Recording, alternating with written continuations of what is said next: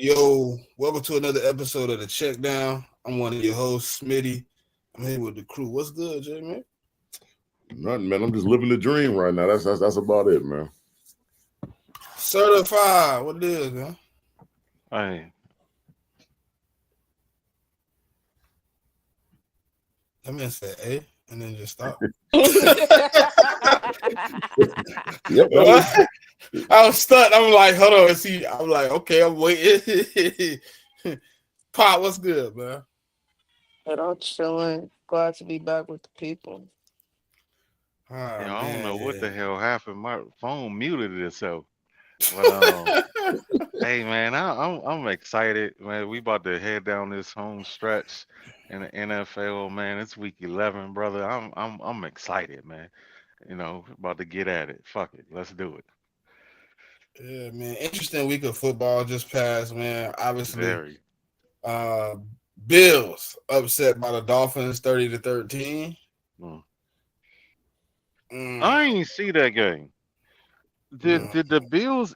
From what I heard, the Dolphins kind of dominated them from whistle to whistle. Yeah, well, I wouldn't say dominated, but controlled the game from whistle to whistle. Yeah, for the most part, I'm gonna say dominate. Yeah, I mean, you walk into that game, you could say dominate. Was it that bad? Yeah, it was pretty bad. They won by 13, right? Yeah, but they were up 16 to nothing. They won by 17, but it was really like, yeah. Yeah, I mean, it wasn't a good look for the Bills, man. Oh, Bills scored some garbage time points. Well, yeah, I mean, at one point of the game, it was 16 to nothing Dolphins. So I mean, God damn, what's going on in Buffalo though? I mean, they banged up. Nah, I mean, yeah, I mean they're a little banged up, but I just think the Dolphins got to, you know, I mean, like they had a game plan where they weren't going to let James cook them, and they made Josh Allen try to take the, you know, like the short to intermediate throws, and he didn't want to take them throws. Yeah. So I mean, and you know, I mean, like if the defense give you them throws and you don't want to take it, I mean, you know, I think he had a pick and a fumble in that game. That's probably why I ain't see a lot of Bill spaces this week.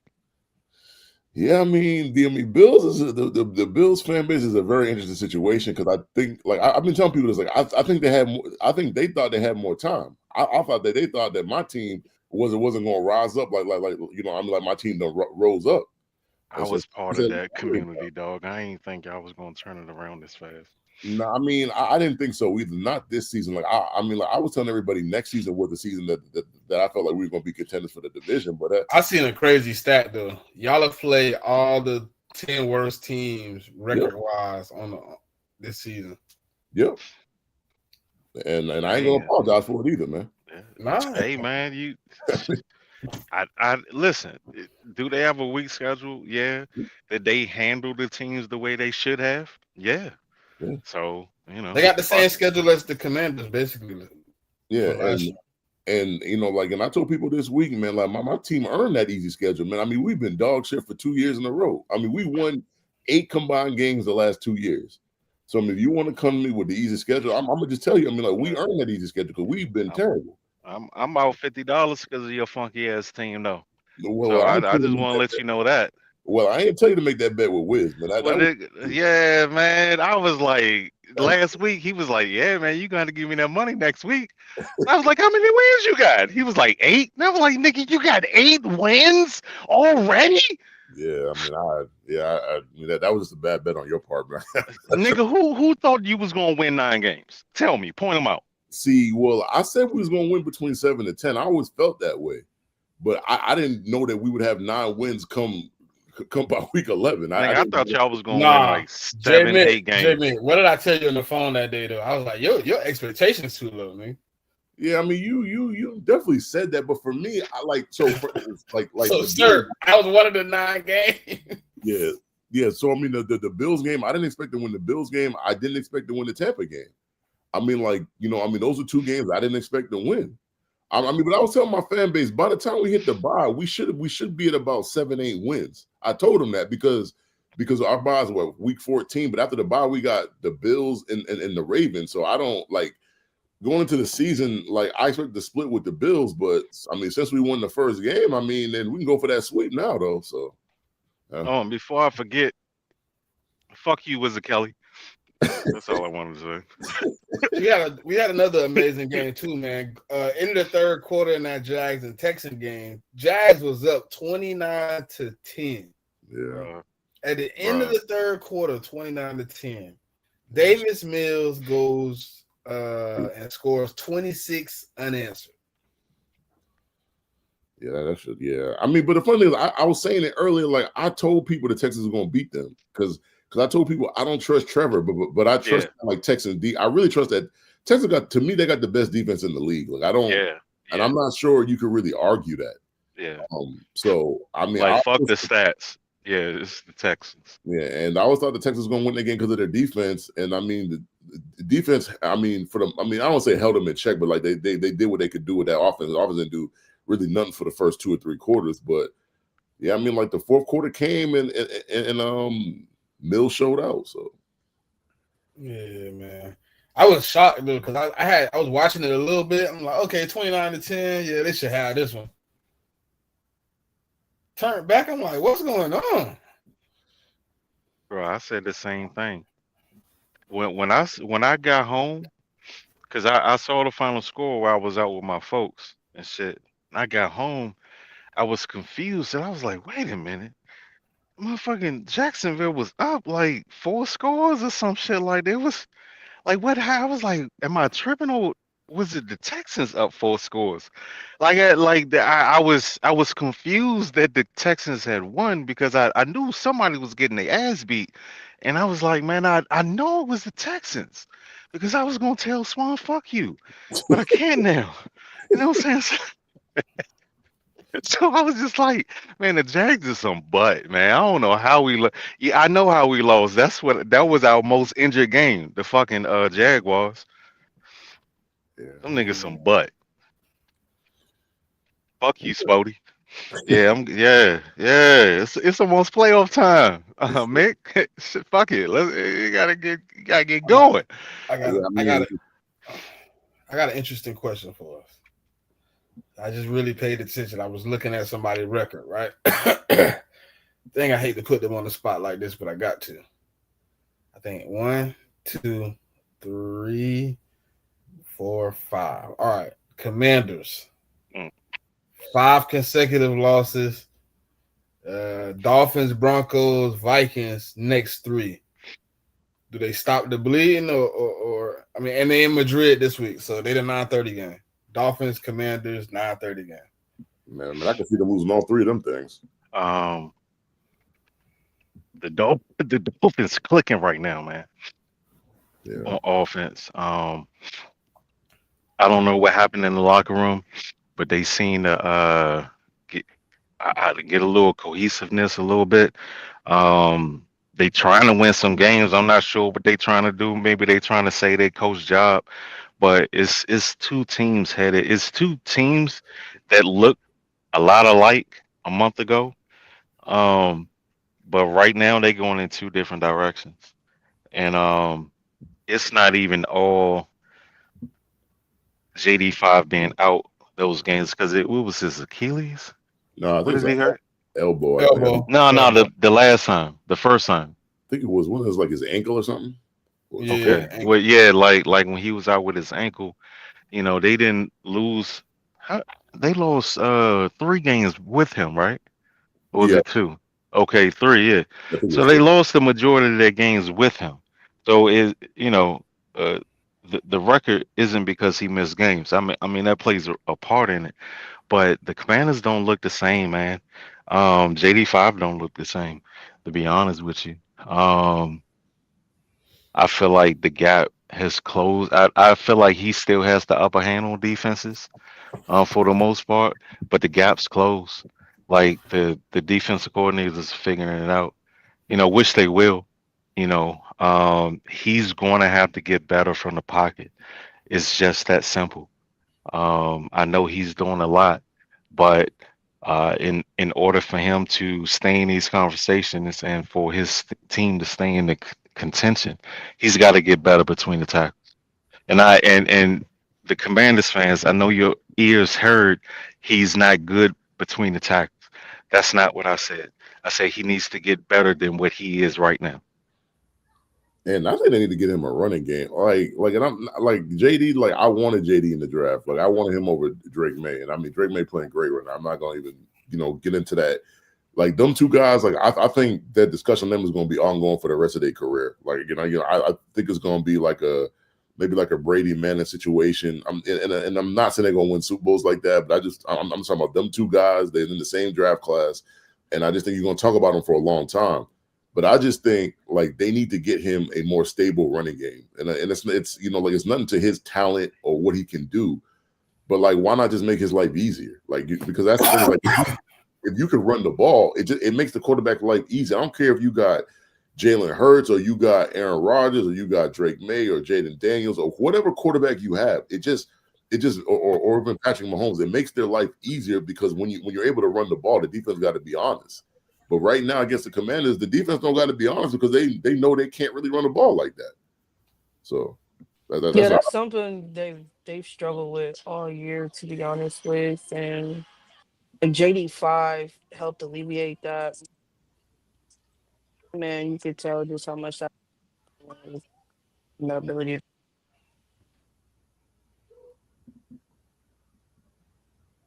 Yeah, it's kind of inevitable that they're going through what they're going through too, because it's like he hurt right now, so it's like, dang, we can't even try to get some wins together to help it out.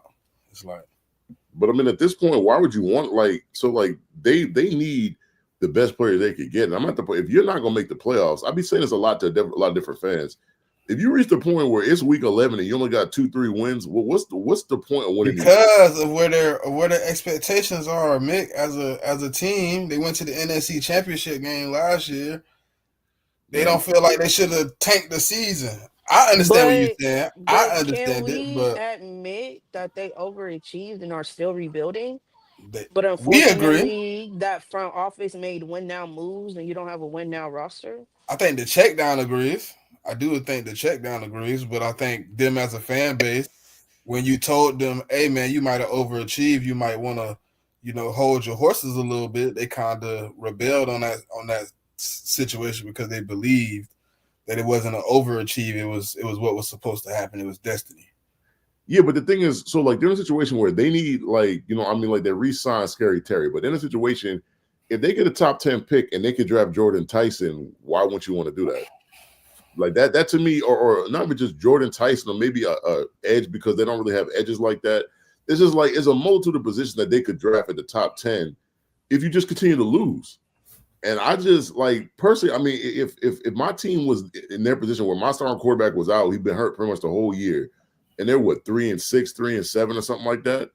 Like you're not going to the playoffs. Like it's you got to roll off you'd have to roll off like 6-7 games in a row, and let's just be honest, that's not going to happen. So at this point, you got to just say, hey, like let me get the best draft pick I could get. I mean, even though they gave away some of their draft picks, they still got their first round draft pick, and I want that first round as high as I could get it. Either I could take an edge or a wide receiver. I mean, just to just to make my team better. Like that's just think about how they feeling though. They're like, damn, we back to this again. I mean, you might be back to this for 1 year. I'll be back, but I do agree with Pop. I think they were way ahead of schedule. Like they had no business going as far as they went last year. No, they shouldn't have. But it worked out the way it did, and now their hopes are like, oh yeah, we got it. It's like, nah, you might not. But I also think they should be blaming their GM too, because I don't think their GM did them any favors. Like some of the moves he made, and this is the problem with JMIK. Like this is what I told them in their space. I said, bro, every conversation I heard the Patriots in, I should have heard Commanders were in contention with it. You weren't in those conversations because you was out here signing old dudes. Yeah, you wasn't trying to get young talent, bro. It was a plethora of young talent available this offseason that you could have acquired with the money that you had. And you chose to go get Debo Samuel and Laramie Tunsil, and then you drafted Josh Connolly. Like, you wasted a whole offseason, bro. I mean, the Jeremy Tunsil and now Trey Amos might be out a year, right? Why? Didn't he rupture his patella or whatever? Oh, I didn't hear about that. If he did, I didn't know that. Yeah, I think he patella tendon gone. I mean, hopefully he did, because if he did like that, that's a full 12-month injury. Like, yeah, he's not going to be back. Let me look it up and send it to you in the group chat. Yeah, I mean, because I didn't hear about that, but if he did, damn, that shit sucks.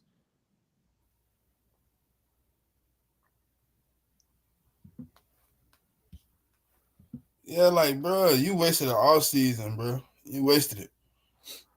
Yeah, I mean, like I said, like the Jeremy Tunsil. Oh, it's a fibula. Oh, so he like broke his fibula. Yeah, broken fibula. So he pretty much out for the year, but he should be fine for next year as long as there's no like serious ligament damage. I thought it was patella for some reason. Okay, so yeah, I thought it was that patella, but if it's patella, we won't see you till next year. Yeah, for real. I mean, but actually, like that might work in their benefit though, man. Because like I said, like if I'm them, like I'm trying to lose games. Like I mean, you're at the point where the playoffs are not happening. There's way too many 6-7 win teams. The shit just not happening. So just lose out, and you get the highest pick you could get, and then you just go and you just go from there. To me, yeah. If I was a fan, that's where I would be at. But I think they just accepted that last week. Man, they should have accepted that like 2 weeks ago. I mean, like when Kansas City put them niggas on the hub, that's when they should have accepted it. Because I think it took Detroit. I think it took Detroit really embarrassing them to be like, all right, yeah, we through. I mean, like, didn't they get put on the hub multiple times? Well, look, in 4 weeks, right? Cowboys 44-22, Chiefs 28-7, Seahawks 38-14, Lions 44-22. God damn. That's what I'm saying. Like they got put on the hub multiple weeks, man. Bro, 4 weeks straight they lost by 20 or better. Yeah, so that's what I'm saying. Like they got put on the hub multiple weeks. So I just think it's just time. Like sometimes you gotta know when it's, because like last year for us, like we only ended up winning 4 games. We was mad that we won that last game against the Bills, because we don't win. If we lose that game, Abdul Carter probably a Patriot, because we would have the number 1 pick. Or I mean, we would have traded with the Giants down to 3, and we would have an additional first-round pick this year, and they would have drafted, Cam Ward, and we would have 2 first-round picks coming into this year. So it's just like, I mean, sometimes you just got to know when the, I mean, like you got to know when the game is over, like, or I mean, the season's over, and this is just one of them cases where season's over. So you just got to just lose to help yourself. Yeah, 3-14 look real good right now in their situation. I ain't gonna count. I mean, it's gonna get you a top 5 pick. I'll tell you that. Shit, it might be top 3 at that point. Yeah, I mean, yeah. But all right, let's get into this college real quick, man, so we can. Well, yeah, I mean, it's gonna be real quick too. All right, so the first game on the slate. Y'all want to touch on this Notre Dame Pitt? Number 9 Notre Dame versus number 22 Pitt. Yeah, Notre Dame favored by 13.5. Over under 55.5. Notre Dame need to keep winning if they want to make sure they can secure a playoff. That's all I gotta say. That's a fact. Yeah, I mean, like they can't afford to lose. Nah, losing this one might be that'd be it. Yeah, I mean, like they literally can't lose no more games. 3 loss team with no conference championship in sight because you can't win one. Yeah, you out of there. You out of there. But I definitely like Notre Dame to win that game. I don't know about that 13.5. I might take it at 9.5. I think they win by 10. They win by 10. And you said with the line is what 13.5. Yeah, I'm not doing that. I'm not. I don't trust Notre Dame that much. Shit. I mean, they should be able to do that, but I'm not doing that. Like it's just a lot of points for them in Pittsburgh. It's in Pittsburgh, man. And like people tell you in the ACC, when you go up to Pittsburgh, have to play them late in the season. Like them games be tricky. Like I might do them like maybe like -7 or something like that. But and you can keep that on me like -13.5 though. Yeah, that 13.5 a little iffy. Okay, so all right, this one to get more interaction right here. Number 11 Oklahoma versus number 4 Alabama. Alabama favored by 6.5. Over under is 55.5. This gonna be a good one. I like this one. I mean, I'm gonna take Bama, man. I just going down to Bama. It's like hard to go down there and win. And then I just think Alabama don't really want to lose any games at this point. And so I just think Bama going to take care of them, and then also I don't think Mateer is 100% healthy with that whole hand and wrist, situation. So I mean, if he was healthy, I'd probably have them covering, but I don't think he is. So I'm gonna go with Bama. And then I think Ty Simpson's been, he's been on a roll, and I mean he's trying to secure that Heisman. So he's gonna try to put up, as many good performances as he can. So I probably take his passing yards. Bama ain't really been able to run the ball that effectively most of the season. So I'll stay away from that. I do think Blaylock gets into the end zone for OU. And I expect Bernard to have a good game. So I'd probably take him for an anytime touchdown, receptions, and yards too. Oh my God! Here comes Jude, bro. If you don't take your 45-year-old plus tail on somewhere with that troll, man, it ain't happening, man. I'm sorry. You're not getting AJ Brown, good brother. Kick rocks. The fuck is wrong with you? The fuck is wrong with you? Are you crazy? We're gonna get rid of Kevin Patullo, but we ain't getting rid of AJ Brown. So if you want the OC that we got, you can have him. Shit. He could be your assistant. Maybe he'll learn some shit. Sorry, motherfucker. Now I like Alabama too. But I ain't putting no more money on that terrorist Ryan Williams, man. Dude only play third downs now. He done lost his spot. He done lost his swag. He's not the same receiver. You say he only playing third downs? That's it? Yeah, that's what it looked like when I'm watching the damn game. God damn. Shit. He looked like he only come in on pass downs, like where they need somebody out there that's gonna get a little bit of the protection off of Mr. Bernard. But I am gonna take Jeremy Bernard for his receiving yards and a touchdown. Ty Simpson passing yards, 2 passing touchdowns. I don't really know how to say buddy's name, but I know his first name is Isaiah. Oh, you talking about the receiver for OU? Yeah, I don't know how to say his last name. Yeah, I think it's like Satanega or something like that. Yeah, give me his receiving yards and the touchdown. But I don't know about Mateer. I'm a little shaky on Mateer. He be up and down too much, so I'm gonna stay off that train there. But Alabama minus 6.5. That's a little much. I'm gonna take the 6.5 though. I'm gonna take the 6.5.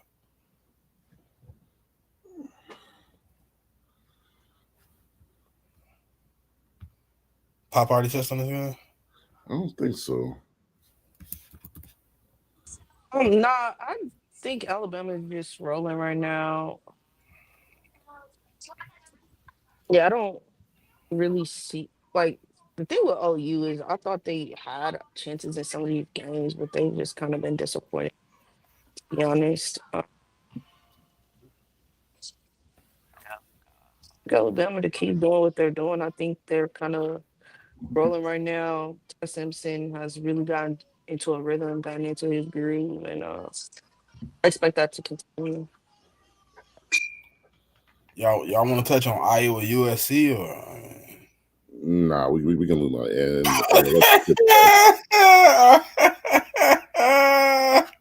I mean, what's the point of talking about an Iowa team that freaking can't score? The niggas can't score for shit.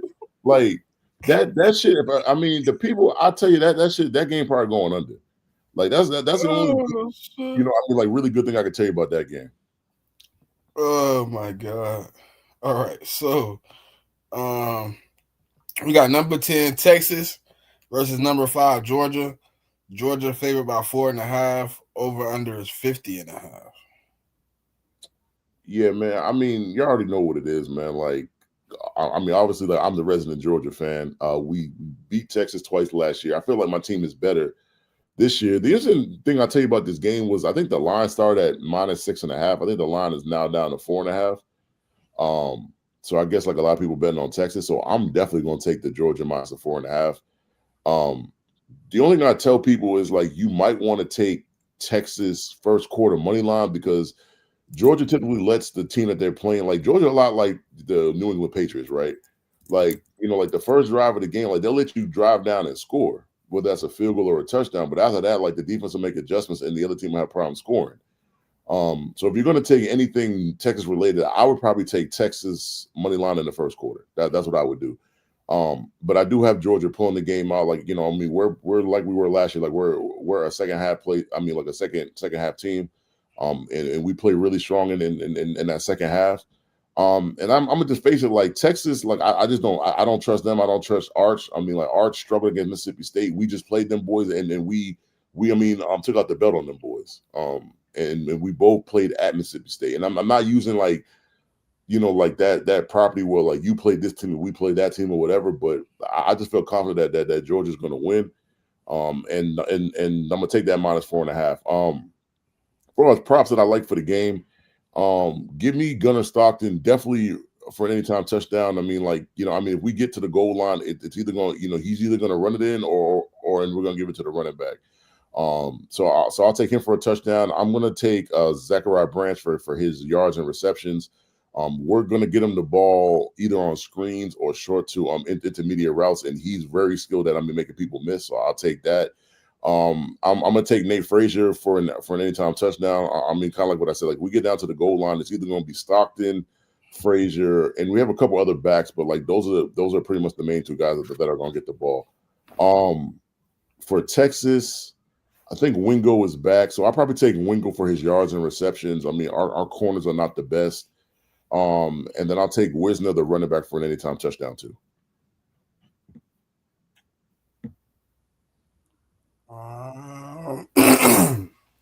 Yeah, I agree with JMIK assessment for the most part. Like Texas, they too inconsistent for me to believe that they're gonna show up in their game and give Georgia a run for their money for real. I would like them to, but I just can't put too much faith in it at this moment.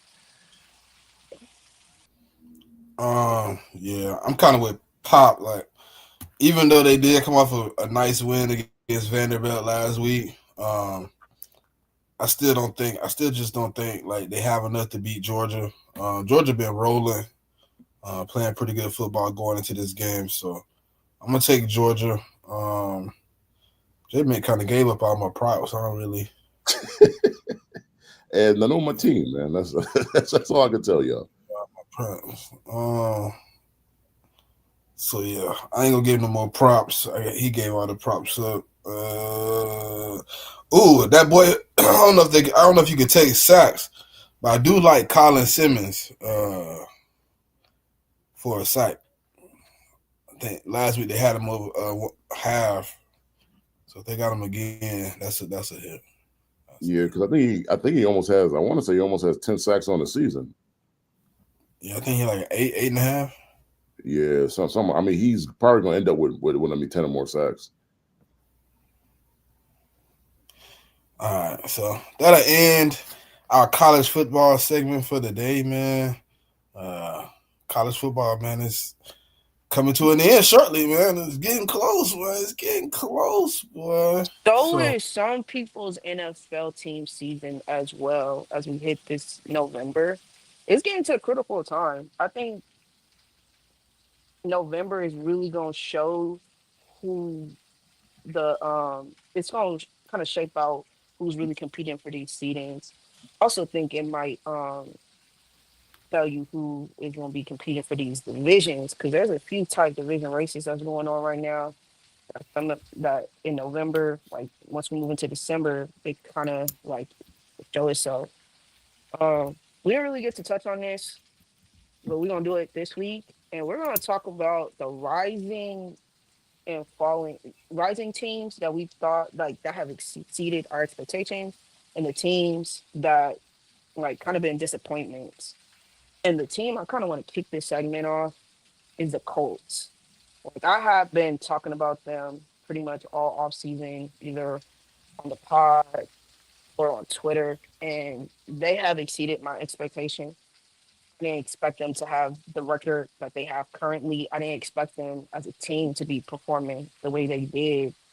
They think Daniel Jones would give them a boost at the quarterback position, but not as well as he has been um, playing.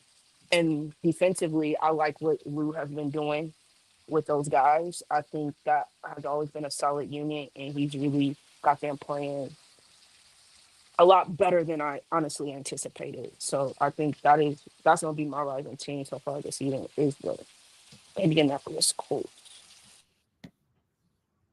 That's definitely a good pick for sure. Yeah, for sure. I mean, they caught everybody off guard, man. Like, yeah. I think we kind of had them in a situation where we felt like they was a quarterback away, but it was kind of like, well, we gotta see it. And then when you see it, it's like, whoa, we ain't expected to be like that. Okay, y'all was that close to being it. So I do agree that rising, they are one of the rising teams. If I had to pick a team that's kind of to me, I mean, I'm a JMIK. I'm sorry, but I'm definitely still in your team, brother. The Patriots is my rising team right now, man. They kind of. I don't know if they caught everybody off guard, but I think they did it in a fashion where it was early in the season. Where, I mean, they 9-2 right now, going into the latter half of the season, and I mean, they've been beating some of the teams that people probably thought they couldn't beat, especially getting a win over the Bills here recently. So, I mean, with how they've been playing, with Drake May's performance, with I think the running game now finna be a little bit better than it has been when Ramondre was playing. I think the pass catchers are also getting into a rhythm. Stephon Diggs, Kyle Williams, Pop Douglas, Hunter Henry. I think all those guys are starting to get on one accord. With the defensive line playing the way it is, Christian Gonzalez, they're playing well, man. So I'm taking the Patriots. Yeah, I agree with that because I thought they would have 8 or 9 wins for the entire season. It's looking like they can possibly add to that win total.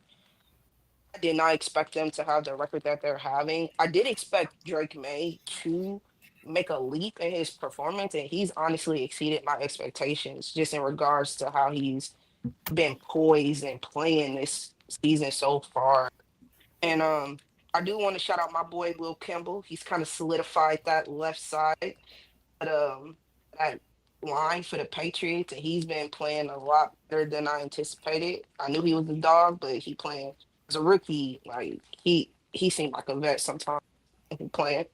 Yeah, I mean, I'm not gonna lie. Like when it comes to Will Campbell, like I definitely have my doubts with the whole like wingspan and the whole arm length and all that. I have my doubts, but watching him week in week out, man, the boy real good. I mean, like he did have a bad game against Myles Garrett, but I mean Myles Garrett is pretty much like one of the best in the game right now. But I mean ever since I think that game we gave up 5 sacks, or the 5 he gave up 3. But ever since that game, I mean he's been a lot better. Yeah, and I mean, like I told folk in the summertime, and like I expected 7 to 10 wins. I said that we didn't get at least 7 wins, and I mean, Vrabel, like something really went wrong with him and his coaching staff, and they've already done that. I mean, like I said 7 to 10. I'm glad to be wrong, so I'm like great on that front. For me, the team that surprised me the most was, and I wasn't even gonna pick my own team to begin with. The team that I wasn't gonna let you anyways. It don't matter.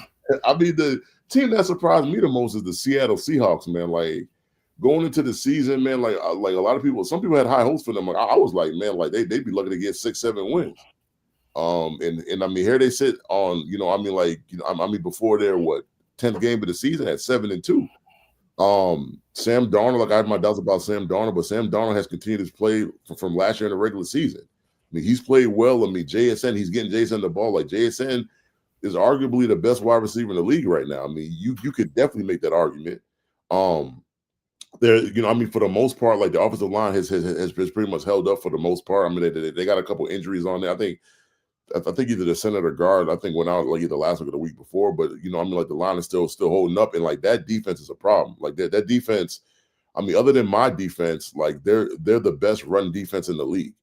And they got all their corners playing good. I mean, like Williams playing a lot better than what he was playing last year. I mean, like Witherspoon's playing the nickel. He's playing well.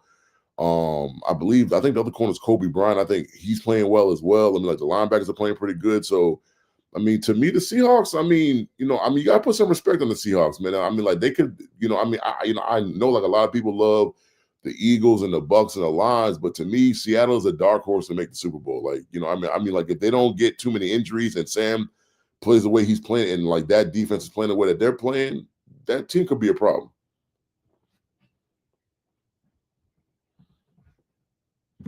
Certified?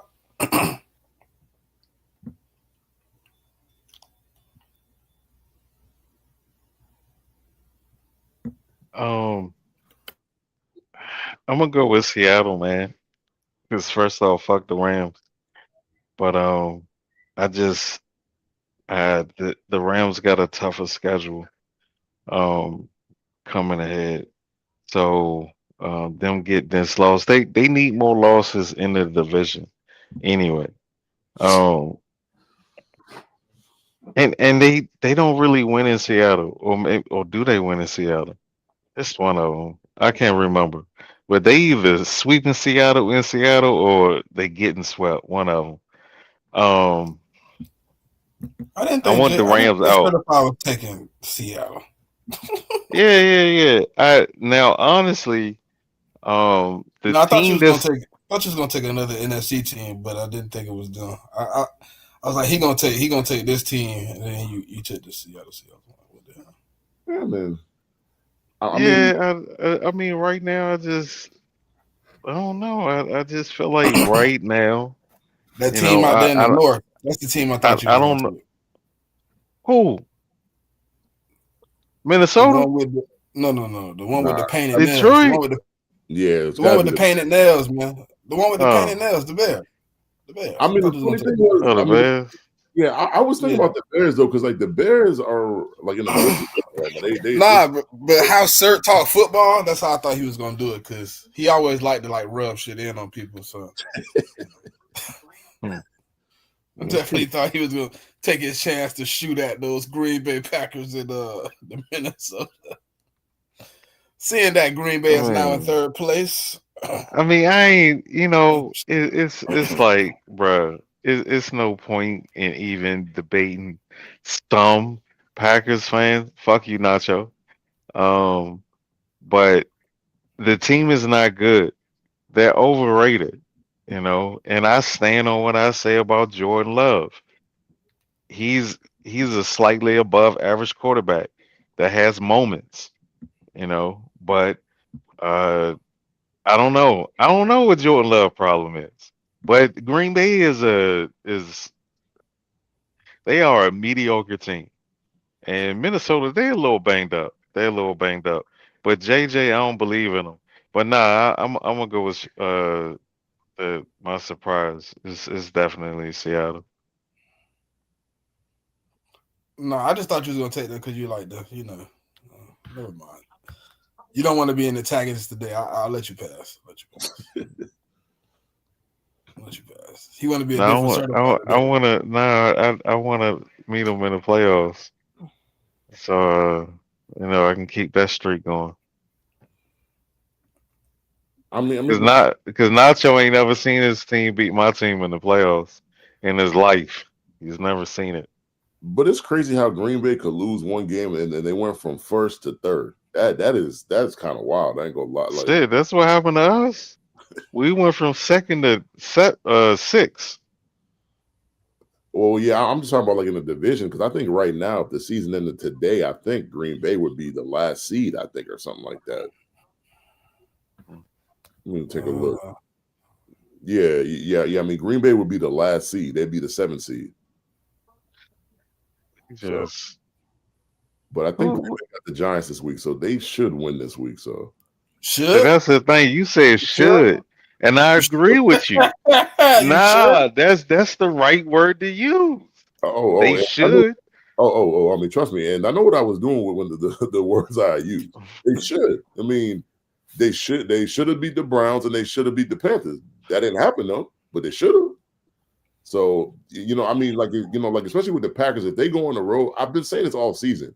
That is a different team, home versus away. It's just the team is completely different. And if I'm not mistaken, I think they're going to I think they're going to New York, I believe. So yeah. So that game is in New York. I mean, like they're traveling all the way to New York, and that's a 1:00 start. So yeah, I mean that's all I'm gonna say about that. Well, all right. It's back to Pop, man. We back in the hands of Pop, man. The team that's been a disappointment has been the Ravens. For me,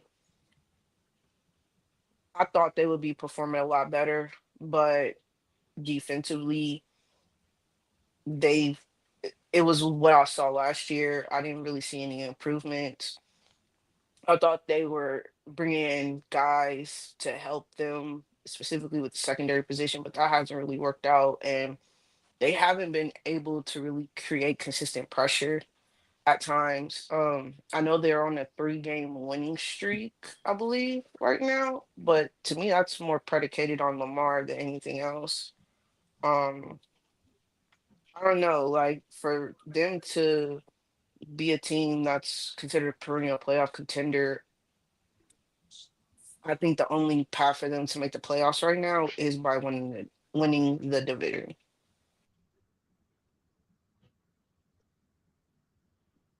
JMIK certified. One of y'all want to go first? I mean, certified can go first. All right.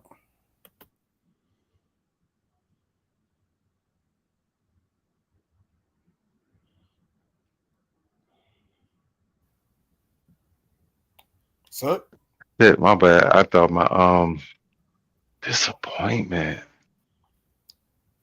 I would probably say the Falcons, yo. I thought that the Falcons were, I know they started out like 0-2, but then they picked it up a little bit for like they didn't go on a run, but it was like they won like 3 or 4 games, three games in 4 matchups or some shit like that. But then it's like they just went motherfuckers went on a losing streak. You know what I'm saying? I thought they was gonna be competitive. I was like, damn, the Rams are gonna get a fucking pick in the 20s somewhere or something. These motherfuckers stink. The Falcons stink. They spent all that draft capital this past draft to move up into. They traded a draft. These niggas stink, man. They stink. All right. JMIK, go ahead. I think I know yours though. Yeah, I was battling with this, man. Like I obviously I would say the Bills, even though they got 6 wins, I mean, I think if you look at the team and like how they perform, like I don't, like to me, I think it's the games that they lost, like 2 games they really shouldn't have lost. And then I was battling them with the Commanders because the Commanders, like everybody had them going back to the playoffs and doing all that. But I'll say the Commanders for somebody else. I'll stick with the Bills. Even though the Bills got 6 wins, and I mean they're still gonna make the playoffs, like if everything go right for them, if they win 10, 11 games. I just think everybody for them it was Super Bowl or bust, pretty much. Right. That's how everybody's looking at them going into the season. And I mean, like some games they play well and other games they play bad, but it doesn't feel like right now that's a Super Bowl winning team. It feels like they got issues on offense, they got issues on defense, they got issues, issues with the coaching staff. It's a lot of issues for a team that's supposed to be Super Bowl contenders.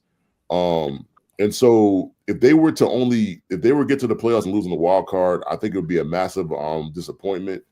Especially with the Chiefs not having as good of a season as well, and that's the one team that they can't get, they can't beat in the postseason. So that to me is the most disappointing team to me. Well, I'm not gonna even kick the Commanders. Nah, kick them, dog. Nah, I got a team I want to kick a little bit more. Oh. Cause they told me they had improved from last season, and now they're 4-5.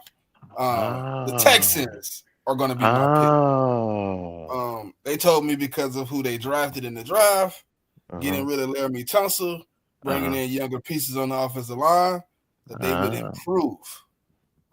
I think on defense they are playing solid, but offensively they have regressed a whole lot. Why you think that is, Smitty?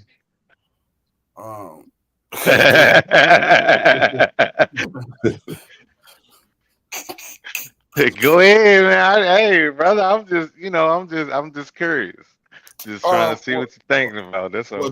Well, if you let the fan base tell you, right, they would say it's because their number one running back, Joe Mixon, isn't in the mix. Is that what they're saying? They would tell you because their number 2/1B receiver is out for the season. That's what they would tell you.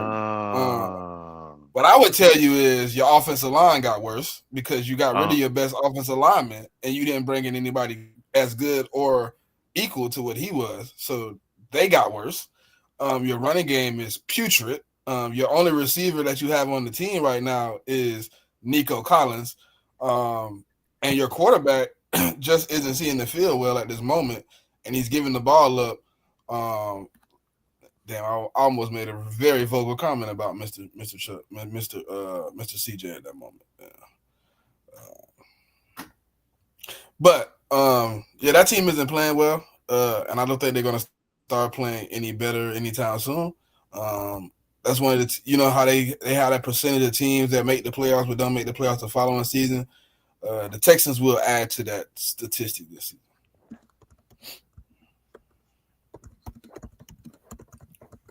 They are putrid.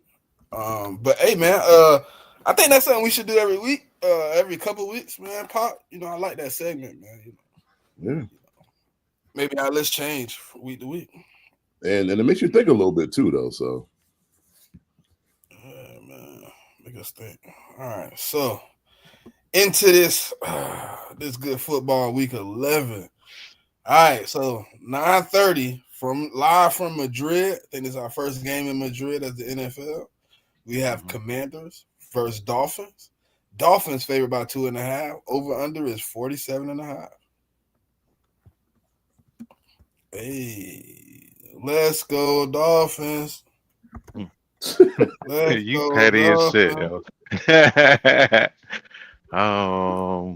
Yeah, what I did, bro? I'm cheering for the Dolphins and shit.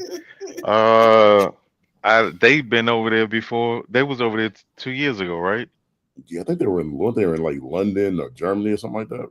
Yeah, it was Chiefs game, right? Yeah, it might have been Germany, maybe. Like I said, they going in opposite directions right now. JD5 ain't gonna be there.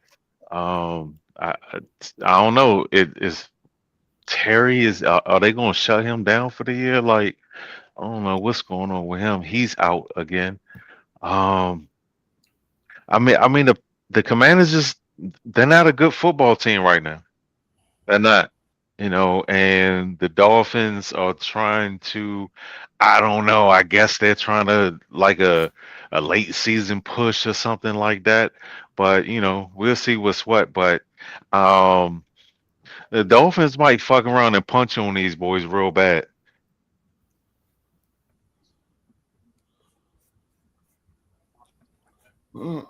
See, for me, like it's hard for me to put like the Dolphins is like they, I mean, 1 week they low, the next week they high. Like it's a very inconsistent team.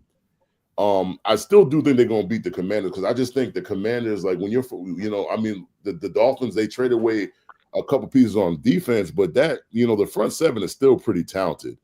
And the Commanders have not really been able to run the football, and I don't think that changes this week. I think when you play against the Dolphins, you got to attack the secondary. But to attack the secondary, your offensive line has to be able to hold up to give your quarterback time to do that. And maybe if JD5 was playing, I'd have more confidence in the Commanders. And the petty side of me wants the Dolphins to win. I want the Dolphins to keep winning. I want them to keep winning. So I mean, they draft pick is not in the top 10, man. I mean, that's how petty I am. So I'm gonna go for the Dolphins. Dolphins money line. I think Waddle gets in the end zone. I think Achane gets in the end zone, and I think Debo gets in the end zone for the Commanders. Let's go Dolphins. Let's go Dolphins. I mean, listen, sir. Yeah, I'm petty. You know why? You want to know why I'm petty? Because all offseason, they told me the NFC East run through Northwest Stadium. They told me the NFC Championship game was going to be get back for last year, that 55-23 victory that I got. So now that your season could possibly be over Sunday. I mean, you know what I mean? 3-8.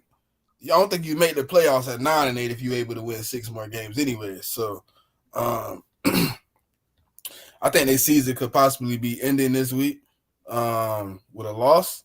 I don't think you make the playoffs or win the division at that point. So yeah, I'm going with the Dolphins, man, because I think at this point right now, the Commanders are playing really bad football at every aspect of the game, special teams, defense, offense, and then you're going into this game with Mariota playing again. You don't know when you're getting JD5 back. You don't know if you're getting Terry McLaurin back. So to me, it feels like a season you go ahead and punt on. But as I said before, you know, sometimes as a fan base, you have to be humble. So this. I think they set a record last week for 4 consecutive games getting beat by 20. I wouldn't be surprised they up the ante to 5. Let's go Dolphins. I mean, but to be honest, I mean, the Commanders in the NFC, they're the 14th seed right now. Even if they were to win this game, I mean, they still wouldn't be like, you know, I mean, the 10th seed in the conference. So I mean, even if they win, I think that season's over anyway. So I'm just saying. I mean, you know, they need a long. They would have to go MIK 10-7. They got to go 10-7. Yeah, but the problem. Yeah, but the problem is the 7th seed is the Packers. They're 5-3-1. So it's like even the 49ers are 6-4. Like the Panthers are 5-5 as the 9th seed. Like you talking about any one of them? Hey! Dallas Cowboys got faith. I'm gonna let the Commanders have theirs too until it's over. The Cowboys season is over too, man. Because they probably gonna beat the Raiders, but they're shit over as well. Like, well, the dude that bet me that he gonna have a better record than me, he gonna win the division, won't pay my money. So, I mean, y'all are 4 games up on them? Yep. What 8 games to go?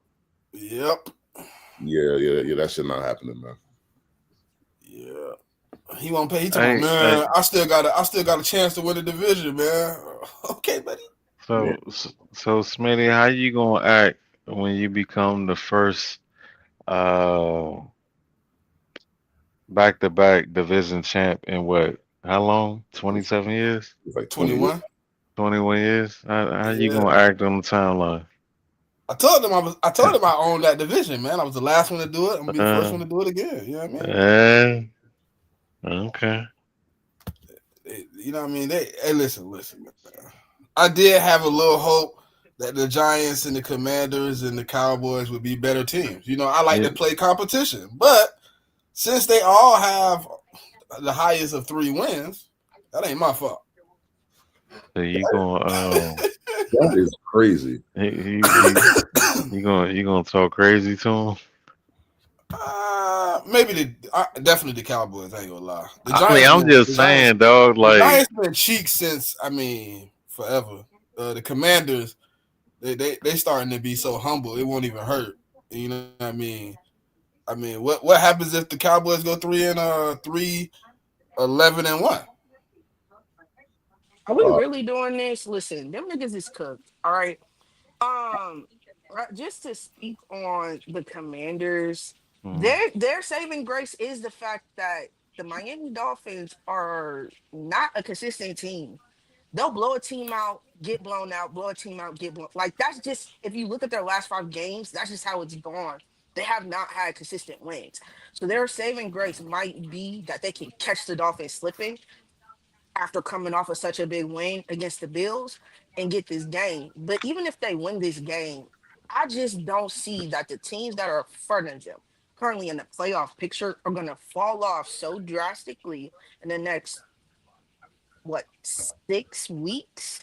Yeah, about 6-7 weeks here. Yeah, 6-7 weeks. And then all of a sudden, y'all are back in the playoff picture. I just think it's like the NFC race to the playoffs, specifically the wild card race.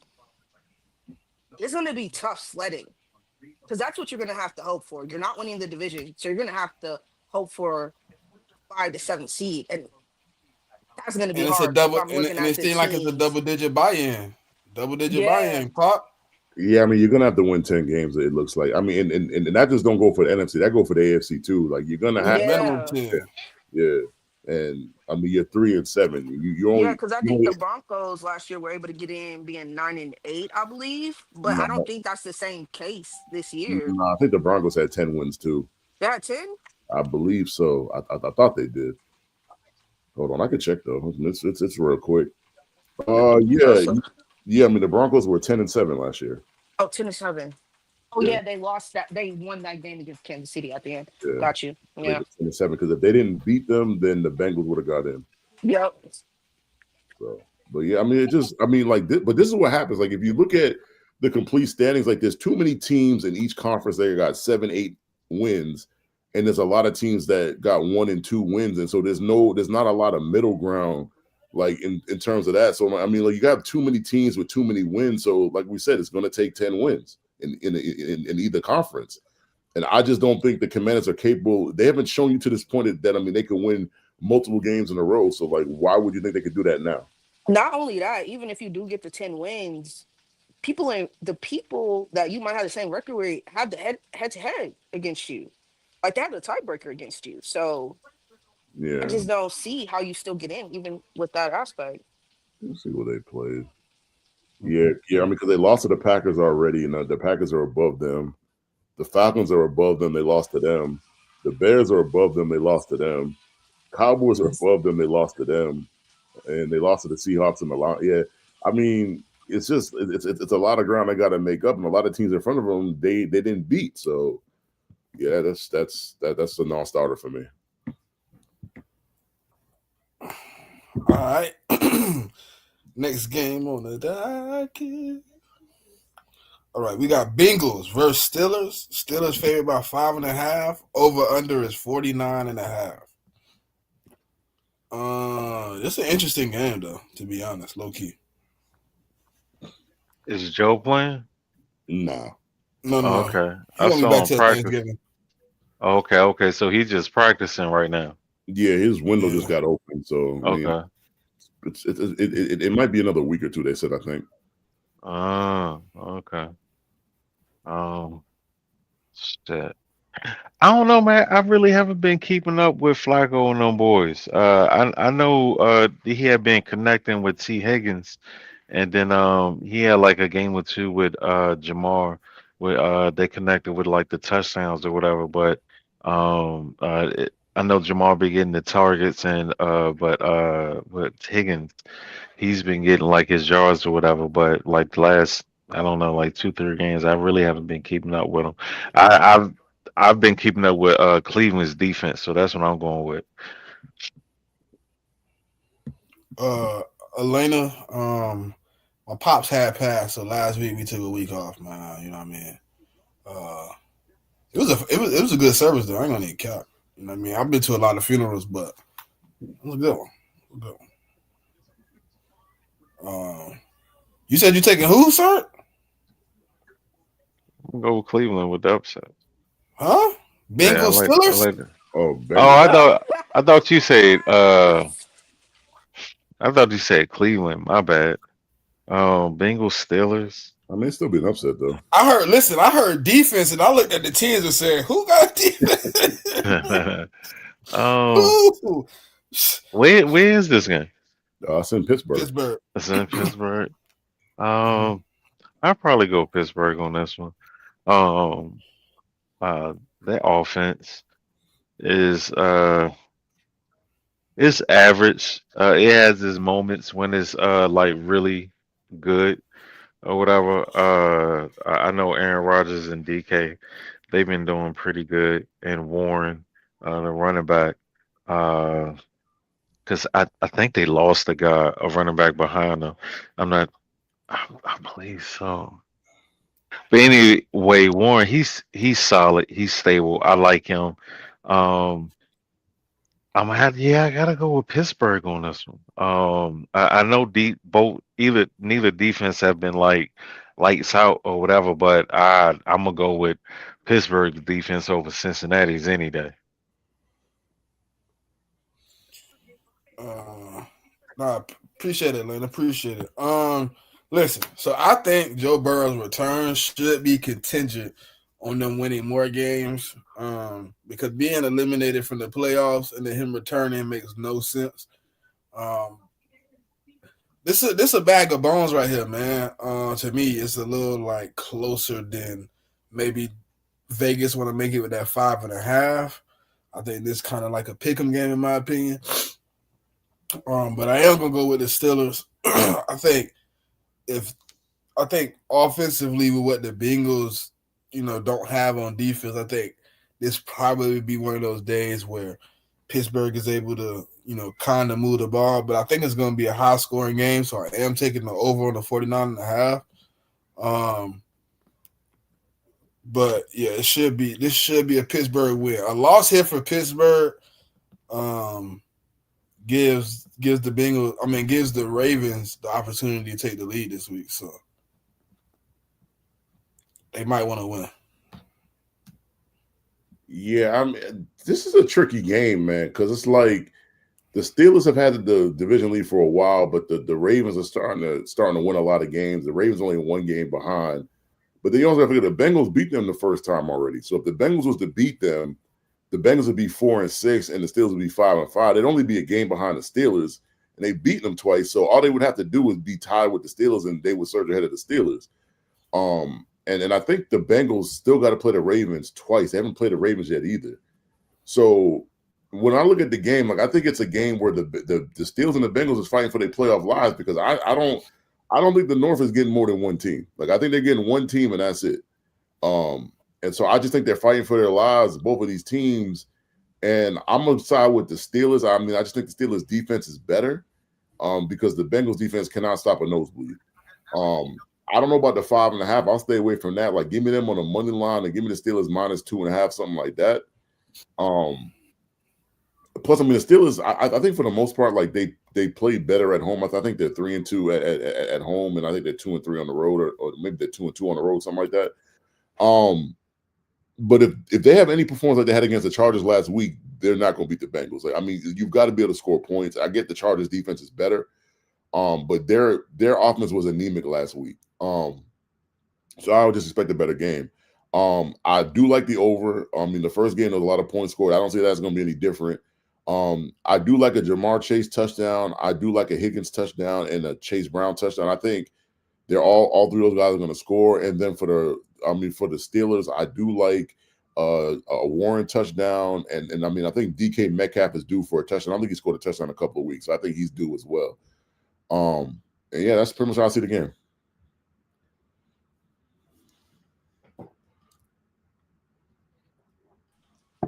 For me, I think the Steelers have to really lean on the run game. And this, they have to get it started early and they have to keep Warren going. Um, and they have to mix it up with him and at times Gainwell. The problem I have with both teams is offensively they don't do anything special, and defensively, specifically for the Steelers, they're just inconsistent. I think the best version of the Steelers we saw with the Steelers defense is when we saw them play against the Colts. When you had that front seven rolling, which allowed the secondary not to have to cover so long, and all they had to do was fly to the ball. Um, they haven't been able to play with that type of consistency Um, all season.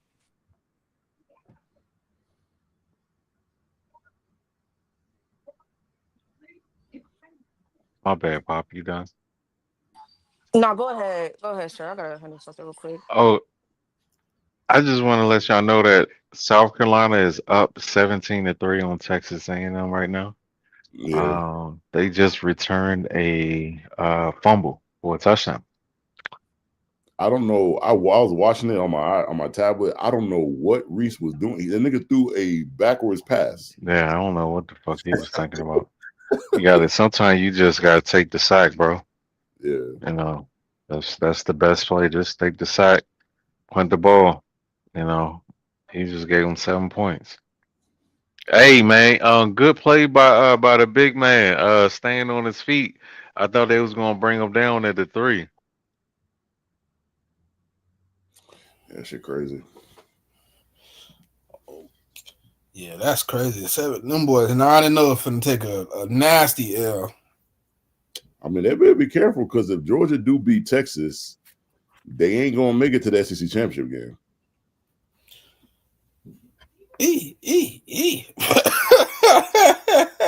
Just saying. Oh man. Personally, I prefer not to go to SEC. I prefer just to be 10-1, 11-1, and just go to the college football play. I was saying the same shit last year. And at the end last year too, man.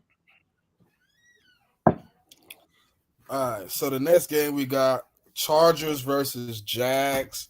Chargers favored by 3. Over under is 43.5.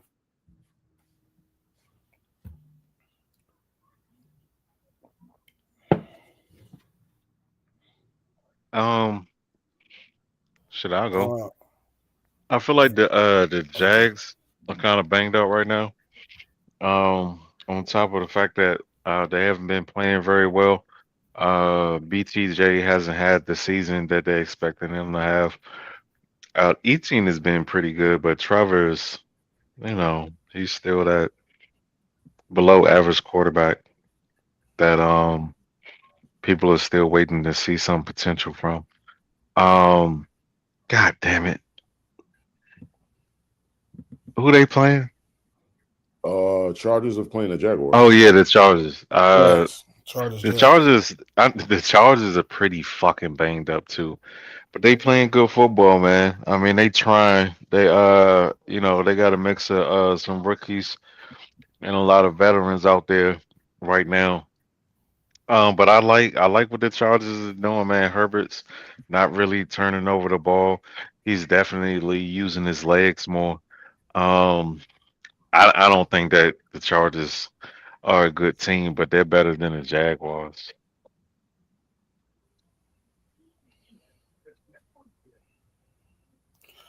Damn, kind of crazy.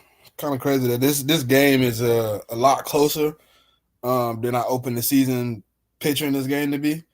I thought the Chargers would be a lot better than the Jags, but it's really close. To me, I think if you see the Jags we've seen in the first 5 or 6 weeks, this game could be the Jags win, right? When they were taking the ball away, and they were being efficient on offense. They were kind of being multiple.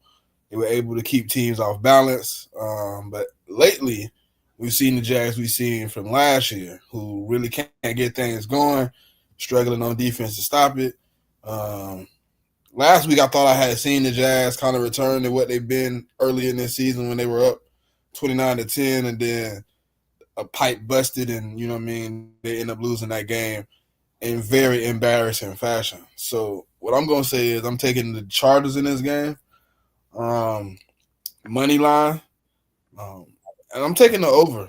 I'm taking the over on the 43.5. I think this game will go over. As far as props go, give me Travis Etienne anytime touchdown. Give me Vidal rushing yards. Give me Lad McConkey 50 receiving yards. And give me Travis Etienne for. I actually think Travis Etienne might get his total yards rushing and receiving this week. So give me his rushing and receiving total.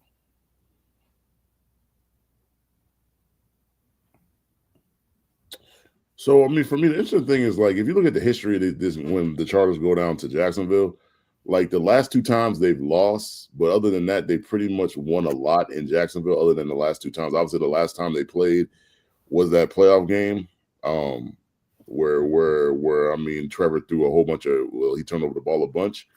And I was saying the last week, man, like I had picked the Texans over the Jags last week. I do not like the direction that the Jags are going. I don't think the Chargers have a good a defense as the Texans, but I think that the defense is still good nonetheless. Like they're pretty much gonna shut down the run like that. That's just a hardball thing. I mean, he's gonna want you. He's gonna want to shut down the run, and he's gonna want to make your quarterback beat him. And I don't really trust Trevor right now. I don't think he's playing to the best of his ability right now. Um, I mean, my only issue with the Chargers is their tackle position because they lost both their tackles. And you have to go against Josh Hines, Allen, and I mean and Walker. So I mean those are the two edges that they're going to have to be able to block to win this game. I think they can do enough to be able to do that. So I mean, give me the Chargers on the money line. Perhaps I like in the game. I like Justin Herbert to run for 25 yards. I think with the lack of I don't say the lack of a running game, but like with their first round pick running back that's been hurt. They've got a kid named Vidal who they drafted last year, but he's not like this like heavy duty kind of running back. Like he's more of a lighter running back. So I think they're gonna have problems running the ball. So I think Justin Herbert and they might get a little bit of pressure on Justin. So I think Justin's gonna use his legs. So I'm gonna take him for 25 rushing yards. I'm gonna take Lad McConkey for his yards and receptions. This might be unpopular, but I'm gonna take Quentin Johnson for an anytime touchdown. And then I'm gonna take the rookie tight end Gatson for an anytime touchdown too. Jaguars, give me ETN for an anytime touchdown. And give me Parker Washington for his yards and receptions.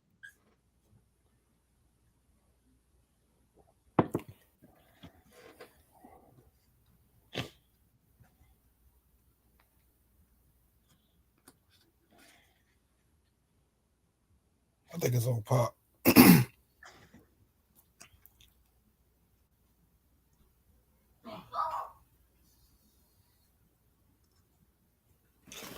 Oh, we come back. I think she said she had to go handle something, didn't she? Oh, okay. So we got the Buccaneers versus the Bills. The Bills favored by 6. Over under is 46.5. And I think it's rumored that the Bucs might be getting back healthy with Bucky Irvin and Chris Godwin. No, they both out? Yeah, they both out this week, man. Crazy work. But I heard they might be coming back next week, though.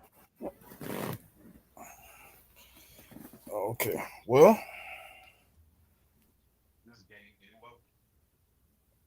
games in Buffalo, yeah. What's up? You sound like you're kind of far from the phone, sir. Oh, shit. God damn it. What time? I said 1 p.m. 1? Yep. Yeah. Buffalo should win this game. They should win this game. Tampa. I mean, Buffalo. It ain't like Buffalo playing good football right now, but they don't typically lose in that stadium. They need this game, even though it's an out of conference game. They need it to keep pace with y'all. I don't know if they can close the gap, but if they got any chance, they got to beat Tampa Bay, and Tampa Bay is pretty fucking banged up, man. Um, especially, I mean, they got their top 3 options out on offense. Um, Crazy. I know they lost some pieces on defense too. The Bucks pretty fucking banged up right now. Um, and then it's like Baker. I don't know if he came back down to earth, but I think he'll level out. I believe in Baker. I think he's a good quarterback. I just don't. I know Buffalo is injured, but I don't think they're as injured as Tampa Bay. And like I said, Buffalo needs this game way more than Tampa Bay. Nobody's really going to push them. The Panthers is the only serious team over there. I feel like, and they're not really that good. Um, so Tampa Bay, they could probably win the fucking division at 9-7. But I keep saying 9-7, and 9-8. Um, but yeah, Buffalo, they need this game, man. Josh Allen, he got to have a good game. I don't see him having two bad games in a row. Um, I don't see them that run game getting shut down two games in a row. So I got Buffalo. I'm with JMIK, man. I usually don't like the big spreads, but I feel like unfortunately the Bills may have their way with Tampa. So I'm gonna definitely go with James Cook. Uh he's going to get his yards and a tutty. And what's his name? Ibuka? Yeah. Is that, yeah, Ibuka and Baker, they're definitely going to connect. Whatever you're comfortable with as far as his targets, yards, and touchdowns. Baker, um, that 2.5, man. I don't really like that 2.5 touchdowns. Like that should be like really scaring me. But one Who? and a half for Baker. Damn, they that's his line is 2.5. No, I'm just saying if it I've seen Oh, two okay. and a half for Baker. So, but I wouldn't take it this week if they got him down for 2.5. Which he probably will need to throw about three touchdowns for them to win. Um, but yeah, man, Tampa Bay just too banged up, man. So yeah, I like Baker, Ibuka, and I give me Keon Coleman for a reception of more than like somewhere between 17 and 19 yards. And what's my name? James Cook. But I'll take Buffalo on the spread for sure. I like Buffalo to get this game. I think they had a tough loss. They're back at home. Um, and yeah, the Bucks offensively have just they're just too injured right now. They're relying on a Mecca and um, what's that rookie wide receiver they got? Is that Ken Trey? Johnson? Yeah, they have they're relying on them honestly to be the focal point of that offense. With Cade Otton, who's their tight end, but he's kind of like he's not really a factor for real for them. And then Bucky Irvin, I think, has just been a big loss in the backfield because he's dynamic not only as a wrestler but coming out of the backfield catching the ball as well. And Rashad White, he's had his moments, but he just doesn't give you that same burst that Bucky Irving gives you in regards to that.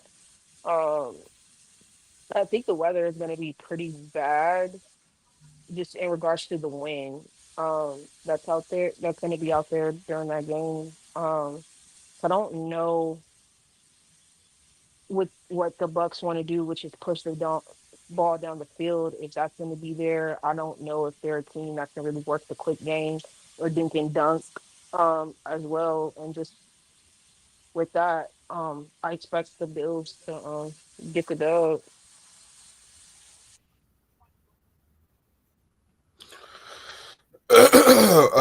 Well, without Bucky Irving, Chris Godwin, goddamn Mike Evans, yeah, I'm kind of going with the Bills too. I mean, shit. I mean, I mean, they can't go out there and win with the get along game. I mean, Emeka Ibuka, yes, he has been on a tear, but it's not. I don't think it's enough.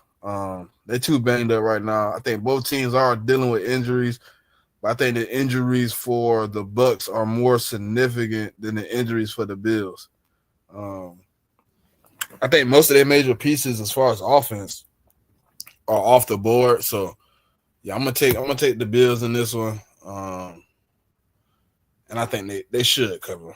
They should cover the series. Wouldn't surprise me if they lose though. But. Yeah. So I'm terming this for just for me personally, because I mean I played on Thursday. For me, this Sunday is hate watch Sunday for me.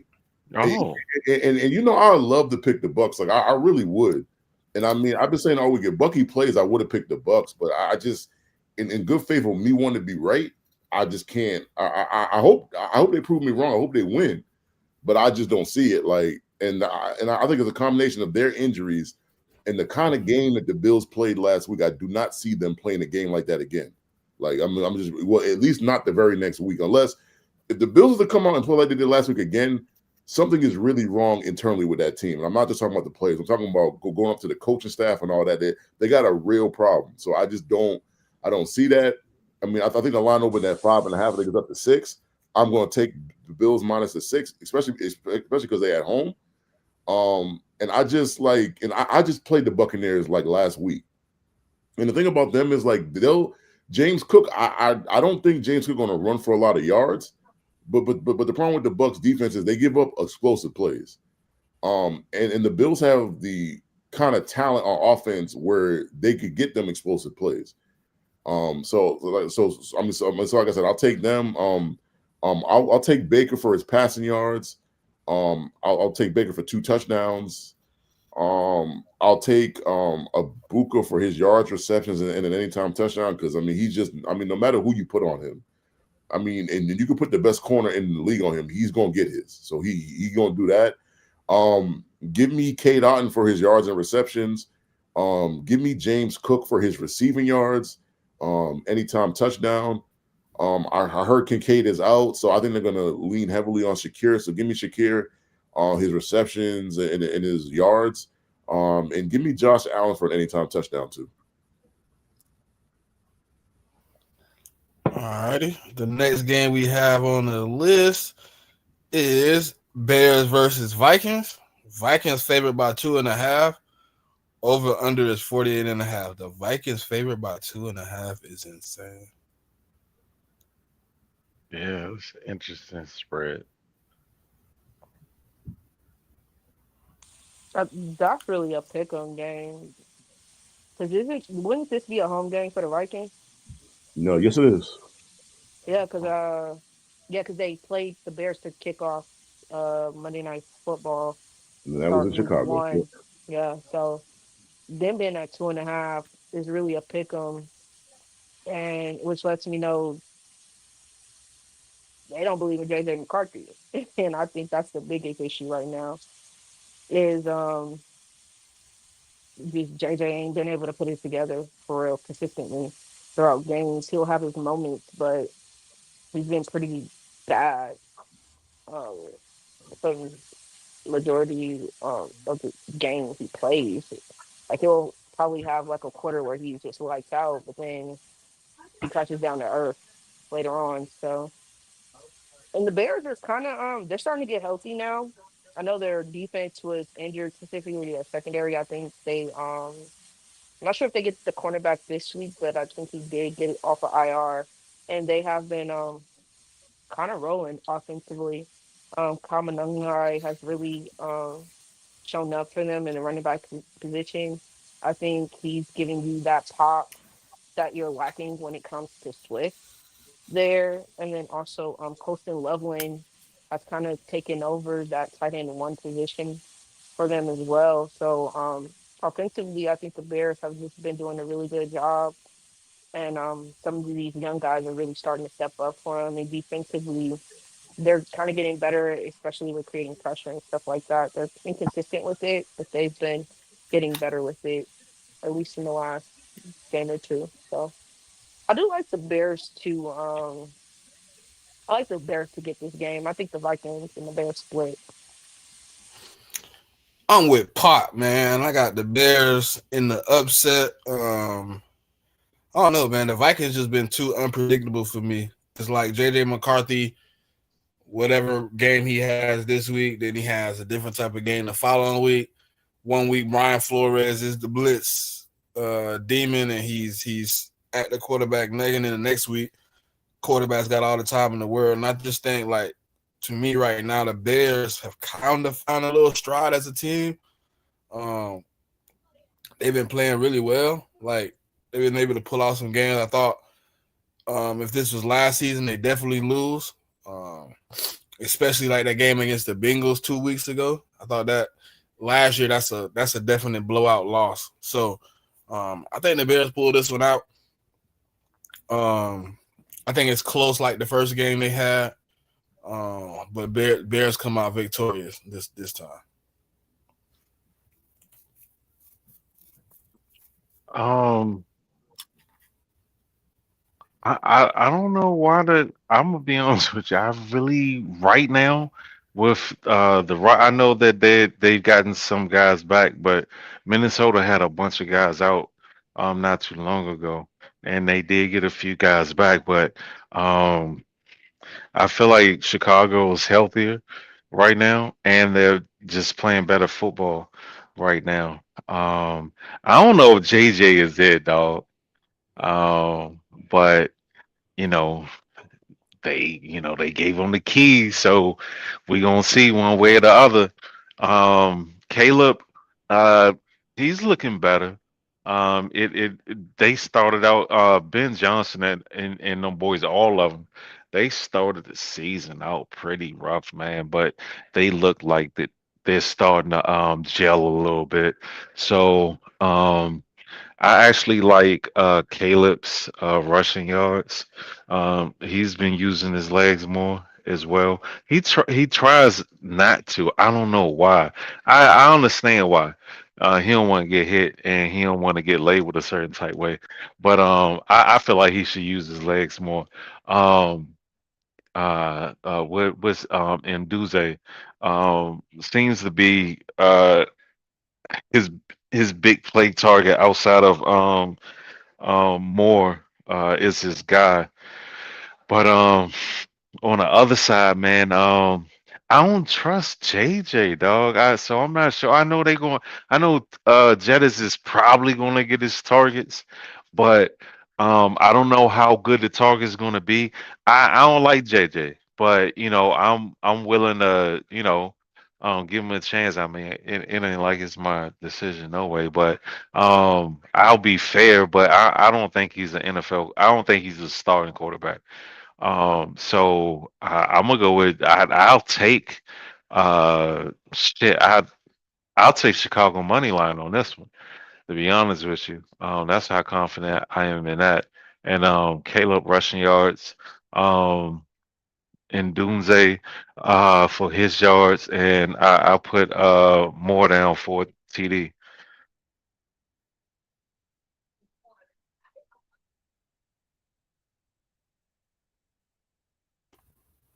JMIK didn't go, did he?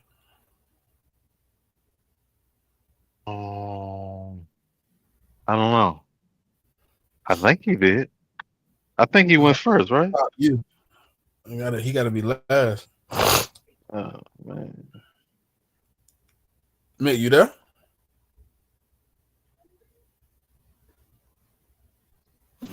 He had to step away. Yeah. I want to wait for a second. No, I didn't go. Whatever this game is, I think it's a revenge game for the Bears, man. Because look, I remember that Monday Night Football game, the opening week. They should have won that game. I mean, they didn't.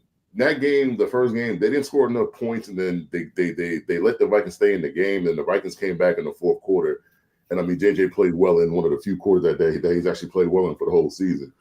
So I'm gonna take the Bears outright. I mean, money line. Because I think they're 2.5 point dogs. So so I'm gonna take them outright. And I just think the Bears and the Bears also their defense has been bad, but they're starting to get back some of their players. So I just think they're gonna play better. Props I like in the game. I like Swift for a touchdown. I like Roma Dunze, who's having a really strong season. I'll take him for his yards and an anytime touchdown. I'm gonna take Colston Loveland for his for his yards. That should be pretty low. Like it should be only like 25, 30 yards. So I think he should be able to hit that. Give me Jettas for his receptions, yards, and then anytime touchdown. I'll take Addison for his yards. And I'm gonna take Aaron Jones for an anytime touchdown. Okay. What's the next? Okay. Texans versus Titans. Texans favored by 5.5. Over under is 37.5. I'm gonna be honest with you, man. I can't just sit here and definitively say that the Texans going to win this game. They should. They definitely should. They definitely should. I agree. Will they? Just now. Uh, but I am gonna take the Texans though. I think the Titans to me just playing too bad of football right now, man. It's 1-8. I mean, the one win they got, I don't even think they really, as far as winning the game, I don't think they played winning football. I think the team that they beat just played, you know what I mean, down to the competition and let them squeak one by. But yeah, the Texans should win this game, no matter who's playing quarterback. Davis Mills or CJ Stroud should be able to pull this off with what they have defensively and offensively. This should be an easy win. But if you play with your food, I mean, you might get burnt. So, I mean, hey. But I think Nico Collins definitely taking for the yards and a touchdown. And I'm taking Tony Pollard for like 60 rushing yards, and that's about it.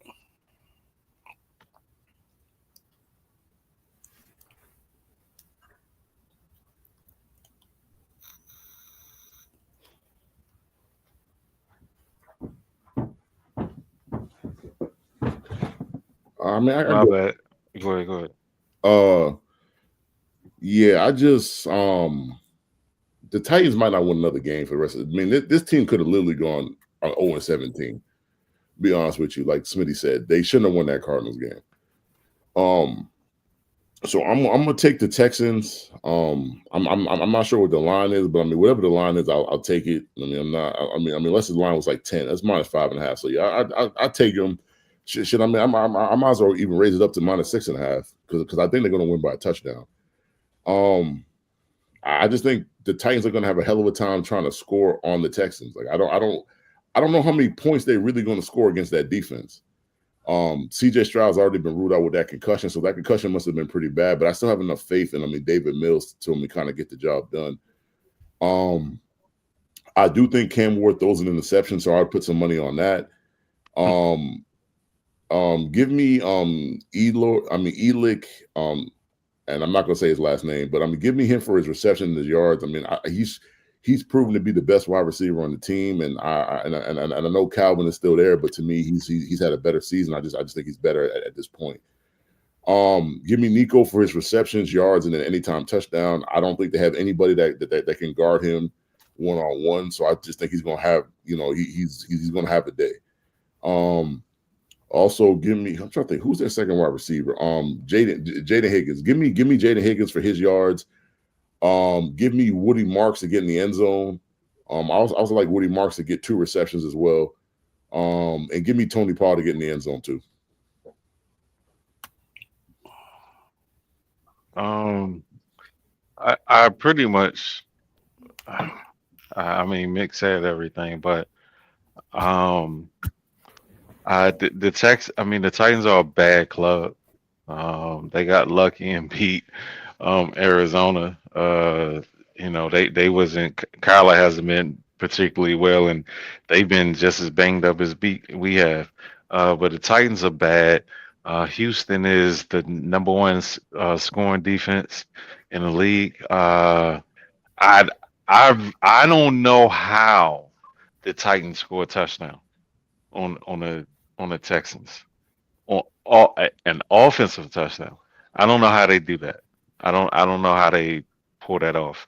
The offense looked okay with Mills. Not saying that it is looked bad with CJ, but CJ's been up and down, depending on who's in the game and who isn't.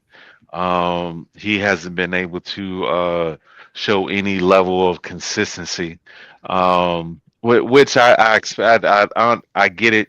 He's had guys in and out, but I still expect a certain level of consistency or efficiency from him. But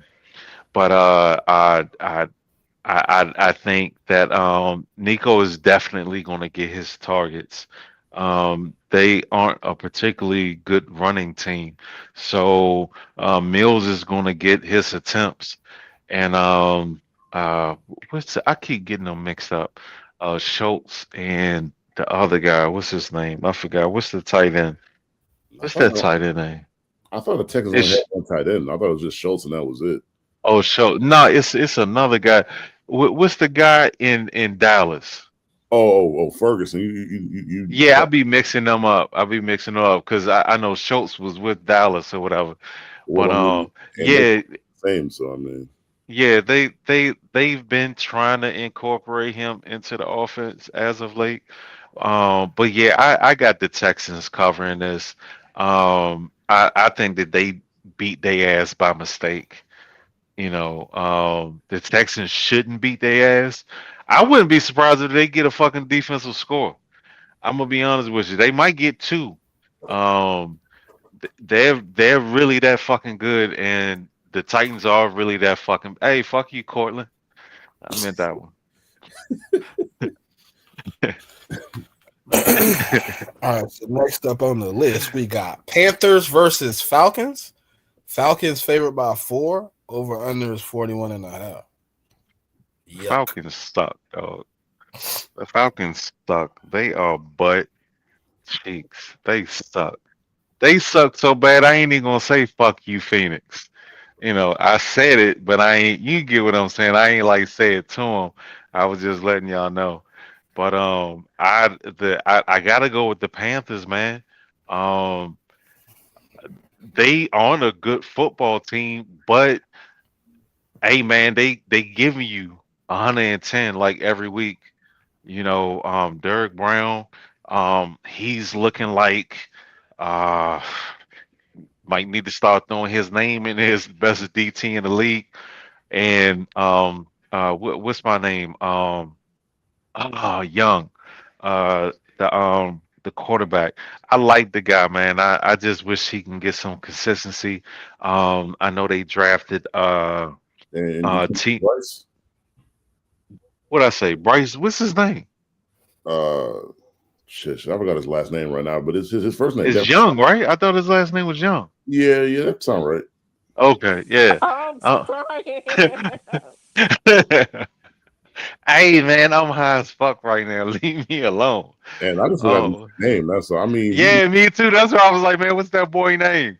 he ain't Um, exactly not the greatest nigga. Just I mean, like he ain't Tom Brady or Peyton Manning. yeah. I Better. just I like the Panthers, man. They're a little gritty team. You gotta actually go beat them. And like I said, I don't believe in Atlanta. I don't know what the fuck happened with their run game. I don't know what the fuck is going on with the offensive line and Bijan, but the motherfucker Algier is really getting it right now. And Bijan ain't really hitting like he was at the beginning of the season. I don't know what the fuck that's about. I hope they can figure it out.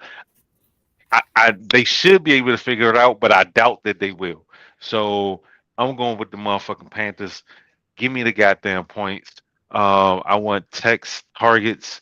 And I'll take Algier. Whatever his total is, I'll take that. And a tutty. And what's my man name? Drake London. His first quarter targets. I like that. And no. His first half targets and the nigga Kyle Pitts, his first quarter targets.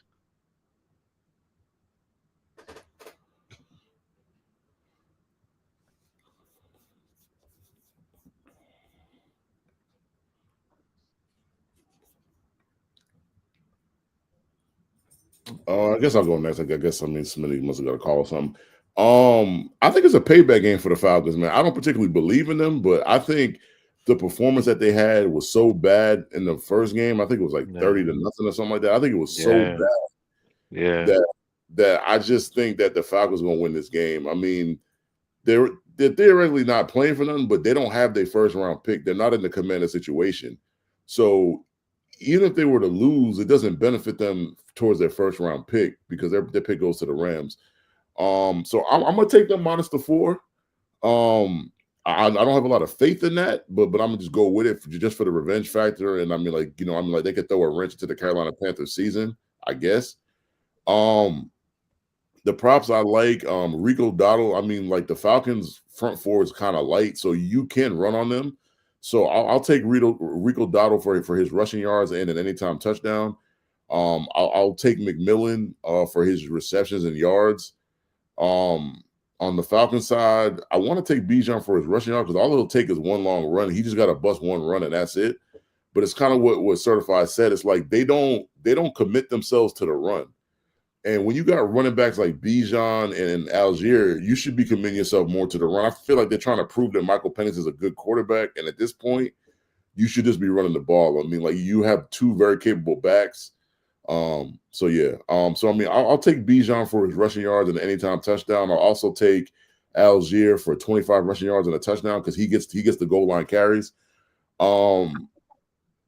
I'm going to take Drake. I mean, Drake London been on a roll. I mean, recently over the last about month. So I'm going to take Drake for his yards and his receptions. And that's about it. I mean, for me in this game. I don't know what just happened, but my internet just completely damn crashed. That's just crazy. It was all that Let's Go Dolphin shit. Let's go, dog. I think I don't know, man. I don't really want to. Damn, Panthers, Falcons. This is disgusting. I do think A&M got a pick. Oh, they took it back to the 6. Yeah, I mean, flag on the play. And the seller's trying to give this game away, man. Hold on. Yo, South Carolina up 20-3. Damn. What's the name of their stadium? What, in Texas? Texas A&M? Yeah. Shit, I don't even know. To be honest with you, I know they got the whole like 12, the whole 12-man situation. It's like something station or some shit like that. Oh, you talking about in College Park Station? Yeah, College Park Station. That's what it's called. Okay. All right, but I think the Panthers, if they want to be in contention for the playoffs, need to continue winning. This is a game they need to win. The Falcons are a team that's very inconsistent. So if I was them, I would try to capitalize off what's going on with the Falcons. Obviously, they have lost touch with their running game with Bijan. They kind of weird having an identity crisis as far as the run game, with Bijan being one of the best backs in the league and Tyler Algier being a good number 2. But I do think the Panthers should win this game. But it's possible to lose this game too. But I don't really know what props to take. I'm taking Rico Dottle rushing yards. I'm scared to touch Bijan Robinson right now because how they've been playing lately is just kind of up and down. But give me Drake London targets and an anytime touchdown for the Falcons. The next game we have on the board, on the lovely board, because that game was nasty. We got Packers versus Giants. Packers favored by 6.5. Over under is 41.5. Hey man, this is another one of those games. The Packers should win this game, but I mean the Giants front four might fuck they shit up. You know, especially if they slow down that run game. Yeah, I know what Jordan Love do when they slow down that run game. Put on them slow jams. Yeah, man, he gonna give it up. He gonna give it up. I promise you, he gonna give it up. But is he back? No, he's out with a concussion. Oh, damn. Jameis Winston will be the starter this week. Oh shit, that pregame speech is gonna be like that. He gonna sling that motherfucker. I know that motherfucker for a fact. So I don't know who he gonna throw it to, but shit, he gonna have about 32 attempts. Um, oh shit, they blocked it. That's crazy. Um, damn, what was I saying? That was crazy. Oh, Green Bay. I don't know, man. It's like the only person that I really trust over there is Josh Jacobs, because Jordan Love, he can put up the numbers, but you don't know who he gonna throw it to. You know what I'm saying? Like it's damn near a new motherfucker every time. So and I think that they just cut Dable. Y'all know how niggas act. When they got a new coach, they want to show off and shit. Um, Green Bay, I'm going for the upset, man. Fuck them niggas. So you think they're gonna get a new coach bump? Huh?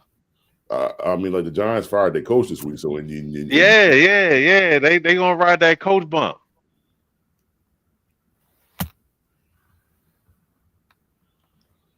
Whoa. Wow.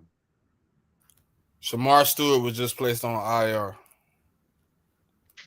what I believe about the Bengals. Yep, knee injury. Whoa. No, I mean, like, Season ending or full game? They say right now he's being evaluated, but he will be on injury reserve. yeah, it's probably the 4-game variety. I mean, the defense is ass already anyway. So I mean, Them niggas going tank, dog. the problem is that division's so bad that they can't really tank yet. They still got a chance at the division. Y'all think the Ravens are gonna get it together? I mean, the next 2 weeks they play the Browns and the Jets. I mean, This the thing right now, sir. If the Steelers lose this week and the Ravens win, the Ravens move back in the first place. Yeah. I mean, see, if that division was any better, then the Bengals would just start tanking. But the Bengals are still they're only 2 games out of it. Out of first. And if the Bengals win, they'd be 1 game out, right? Yeah, I mean, like they would be 1 game behind the Steelers, and they have the tiebreaker over the Steelers with 4 wins, bro. Yeah. Crazy. I mean, shit. The Steelers only got 5 wins. I'll go next. I said it to start the show. I mean, Green Bay should win this game. I mean, the problem with Green Bay is, I mean, like the loss to the Eagles was not a bad loss. I mean, like the Eagles are a really good team. But their losses to the Browns and the Panthers are just not. They're just inexcusable losses. I'm still gonna hang with them. I think the line right now is -6.5. I'll just take the line as is. I get that the Giants are gonna get that new coach bump, but Jameis gonna throw you. Like Jameis is gonna air that thing out. Like he's gonna air it out to the fact where he's gonna give the defense a chance to catch the ball. And with them not having Malik Neighbors, and then I believe also their other wide receivers out too. I forgot his name. It's not Wendell, but it's the other one. So I mean, Wendell is really the only healthy wide receiver right now. What's it called? God damn it. His name. Slayton. Yeah, Slayton. So Slayton's out too. So realistically, their only healthy receivers are Wendell Robinson and Theo Johnson. Like those, and Theo's the tight end, but he's been pretty effective this year. So I just gotta go with the Packers. I don't the Giants, like I've been saying it all season. They have good personnel, but the defensive coordinator's ass. So I mean, you would have the best personnel in the world, but if the DC doesn't know how to utilize the talent, it doesn't matter. And that's been proven in these 4 quarters when they've been giving it up. So I'll take the Packers -6.5.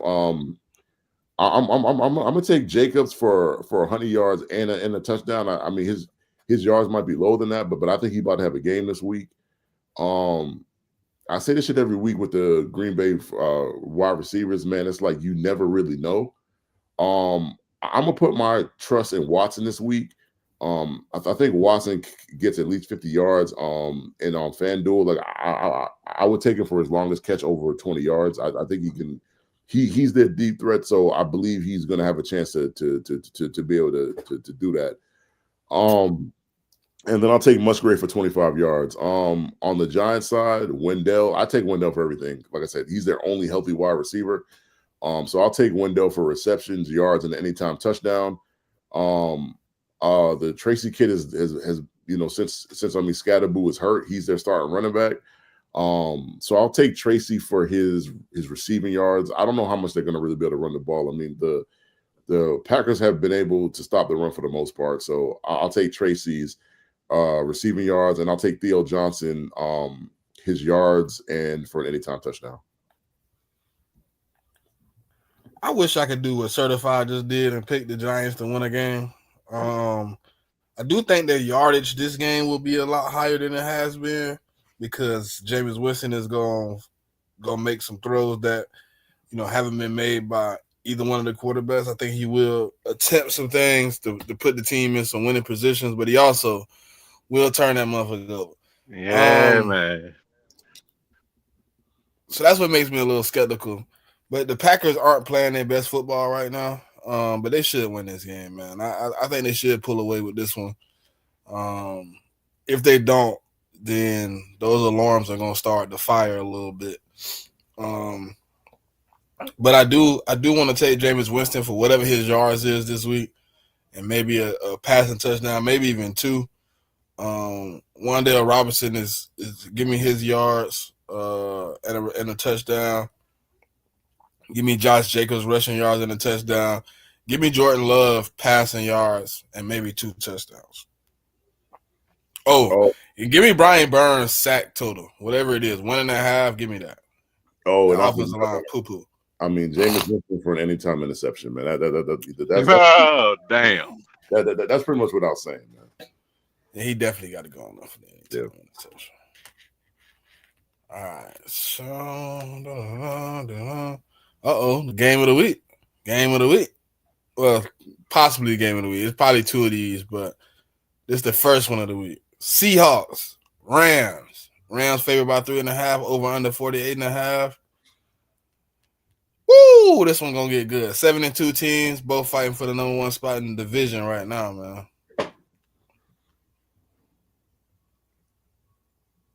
Nah, y'all ain't lit, Simple. Y'all ain't lit. Ain't nothing about y'all lit. Y'all are as unlit as possible. Y'all are as unbright of a flame as you've ever been. 3-7, yeah, you definitely ain't lit. Nah, stop that. Stop it. Okay. But no, I think this is gonna be a really good game. I think right now though, I kind of agree with what they said earlier. Like the Seahawks are playing the best football I see right now, man. As far as both sides of the ball, as far as JSN going crazy, Sam Darnold being very consistent. The running game has been very consistent. Defensively, they've been able to kind of hold teams how they like. I think it's kind of funny, right? Because like the Rams with Puka, we usually say the things we were saying about JSN about Puka, but right now JSN is tearing the league wide open, and it really don't matter what DB's out there. It's really at that point where he's really. I think he already got 1,000 yards, over 1,000 maybe. Yeah, he's like right there. So it's like to me, I think this game should be a win by Seattle for me. I like Seattle to come out of here and get this dub, to continue playing good football. Give me Jay. What happened? This boy Sellers just threw an 80-yard touchdown.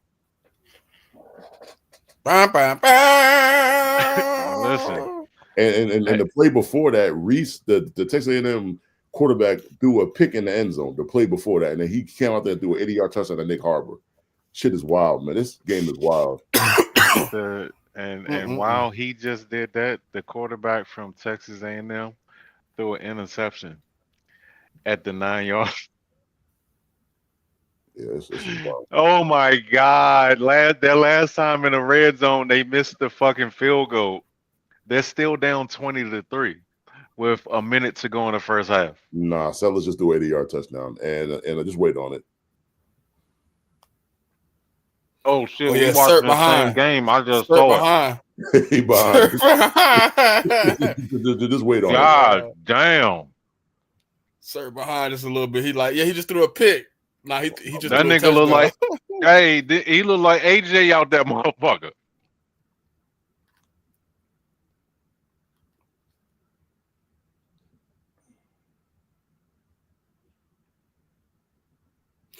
All right. Oh yeah, it's on y'all. Whoever I think certified got to go, right? Yeah, What game we on? the Seahawks Rams, Seahawks. Oh man, fuck them niggas, and especially the Rams. But yeah, man, the Seahawks, them niggas ain't special. They playing good right now. They healthy and shit. But them motherfuckers ain't played nobody. But I just need them bitches to win because I don't like the Rams. And I'm gonna be honest with you. This is the first time because you know I'm usually on that shit. I want to compete. I don't want to play this Matthew Stafford no more. I don't want to play that nigga no more. You know, like if it come down to it, we got to play him in the playoffs. That's cool. But I ain't looking forward to shit. I would rather play Sam Darnold. So I need the motherfucking Seahawks to win. But I'm gonna take Matthew Stafford's. I am comfortable with his 2.5. I'm 100% comfortable with his passing touchdown prop being 2.5. I'll take that or his attempts. I like his completions, man. His completion percentage has been damn near 70%. Um, Now as far as Puka and Tay, I don't know, man. You know what I'm saying? You gotta I don't know. You gotta fill it out, you know, because it's only been like 2 or 3 games where both of them hit their yards prop. No, not the reception and the targets prop. It's either one or the other with them. Like one dude gets his targets and the other dude don't. One dude gets his catches and the other dude don't. Um, but I like Matthew Stafford. That's easy money. I'm gonna go Charbonnet. I'll take his yards. JSN. I don't give a fuck, man. Take all that shit. His targets, his catches, his yards, his touchdown, his longest reception. I don't give a fuck what it is. I like it. Um, and Sam Donald, I'm cool with a.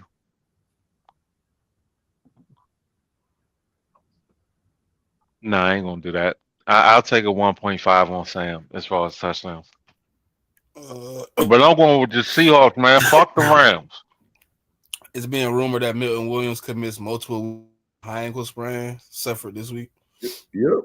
And I seen that Who? 30 minutes ago. And Milton Williams.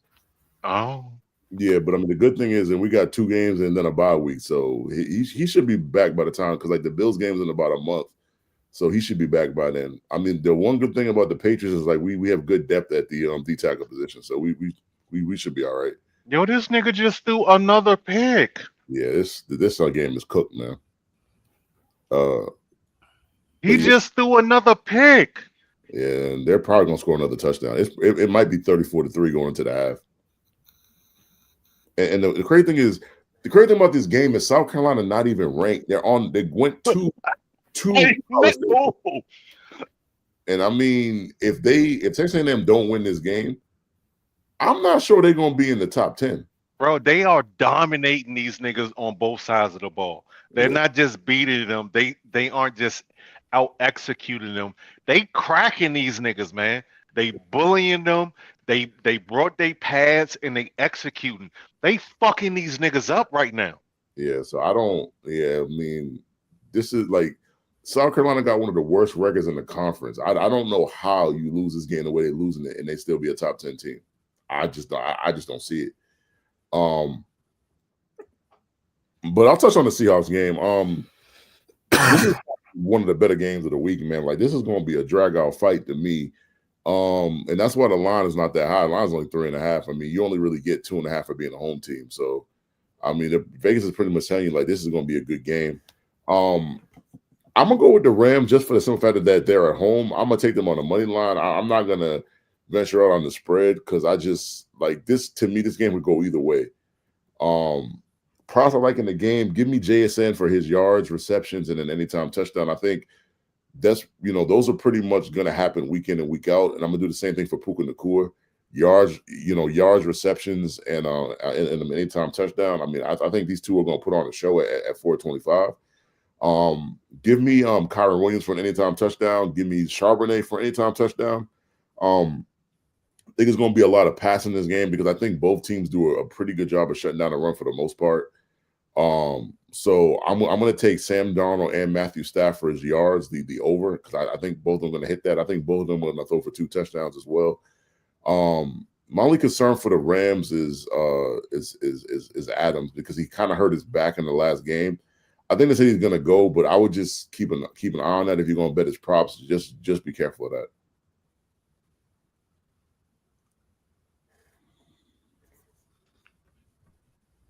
All right, so go ahead, pop back. Yeah, I think this is like just been the epitome of what the NFC West has been. It's like you've had 3 teams, like, because I'll throw the 49ers in there, kind of competing. And this is one of the divisions I think it's going to be a dogfight to see who comes out on top. And I think this is a key matchup for that. I'm personally just going to go with the Seahawks. Um, I just like how they've been playing. Like JSN, like he's having an unbelievable season right now. And defensively, they're really playing at a level I did not expect them to be at. Um, I expect that to continue. I do expect this to be a close game. Like Matthew Stafford been on a fucking heater, man. Like he's been playing out of his mind, and I think he's put himself in that MVP conversation with his performances so far. I don't know how the Seahawks edging this out, but I expect this to be a very exciting game to watch. Okay, so the next game we got on the slate is the 49ers versus the Cardinals. 49ers favored by 3. Over under is 48.5. Go ahead, sir. We should win this game. We're going to win this game. This is the first time since week 1 where we had back-to-back weeks. We had back-to-back practices with nobody out. Like uh, we had like 4 or 5 niggas that was limited, but nobody that was out. We haven't done that since for guys on the active roster. We haven't done that since week 1. Um, Apparently, Purdy looks good.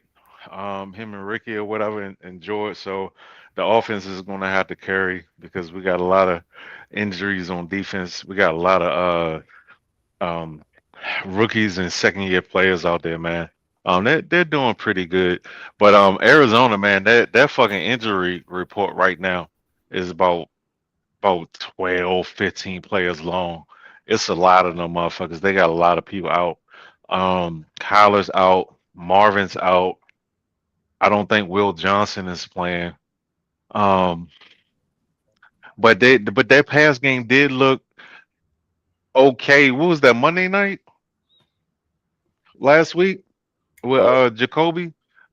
They played what I forgot what primetime game they played, but No, I they thought did. they had 425 last week. It was 425. Yeah, Okay. I don't think the Cardinals. I don't think they've even been on prime time other than a Thursday night game. You know what? I was probably with my group when I watched it, but the pass game Marvin looked better with Jacoby for sure. But he's not playing. We need this game real bad. We we haven't lost 2 in a row all year. I don't see us losing 2 right now. Um, I think that it's time for me to start betting on Christian McCaffrey's rushing yard. I feel like with Purdy and Ricky back, and also um, Watkins, Jaden Watkins, Jordan Watkins. Um, loosen up the box a little bit. Pause. Um, get probably get a little more too high shell, and that's gonna help the run game, especially with George being healthy. So I like Christian McCaffrey. I like Christian. His his receiving yards, rushing yards, and his all-purpose yards, either one of the three. I also like him to get a touchdown as well. I like George to get a touchdown. I think Ricky's probably going to get the targets, but I'll probably go under on Purdy's attempts and Brian Robinson, whatever his yards total is, we'll probably have a possession or two in the red zone down by the goal line. So if you're comfortable with it, Brian Robinson for a rushing touchdown. On the other side, I like Jacoby's attempts for sure. Um, we don't really have a pass rush right now. I know that the Cardinals got like two linemen that's out, but even still, we've been struggling in that department. And I like he's also been connecting with my guy Trey McBride as of late. I feel like he's going to lean on him even more with Marvin being out. So Jacoby's attempts and McBride's everything. Anything that you feel comfortable with. But I got us covering.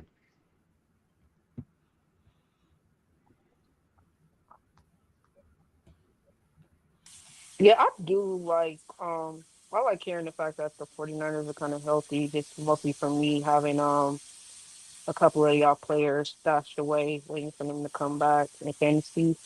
Um Jacoby Brissett has surprisingly been playing is often better than I expected.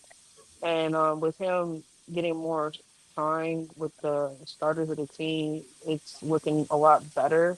I do expect the 49ers, though, to win this game. Like, defensively, they've been playing lights out to me at times. They've had a couple of, you know, dud of games, but I expect them to. Like, that coaching that they have defensively, I just believe in it, to be honest. Um, yeah, I don't like the 49ers to keep sucking these dubs. Like I said, this NFC West is getting very interesting down the stretch.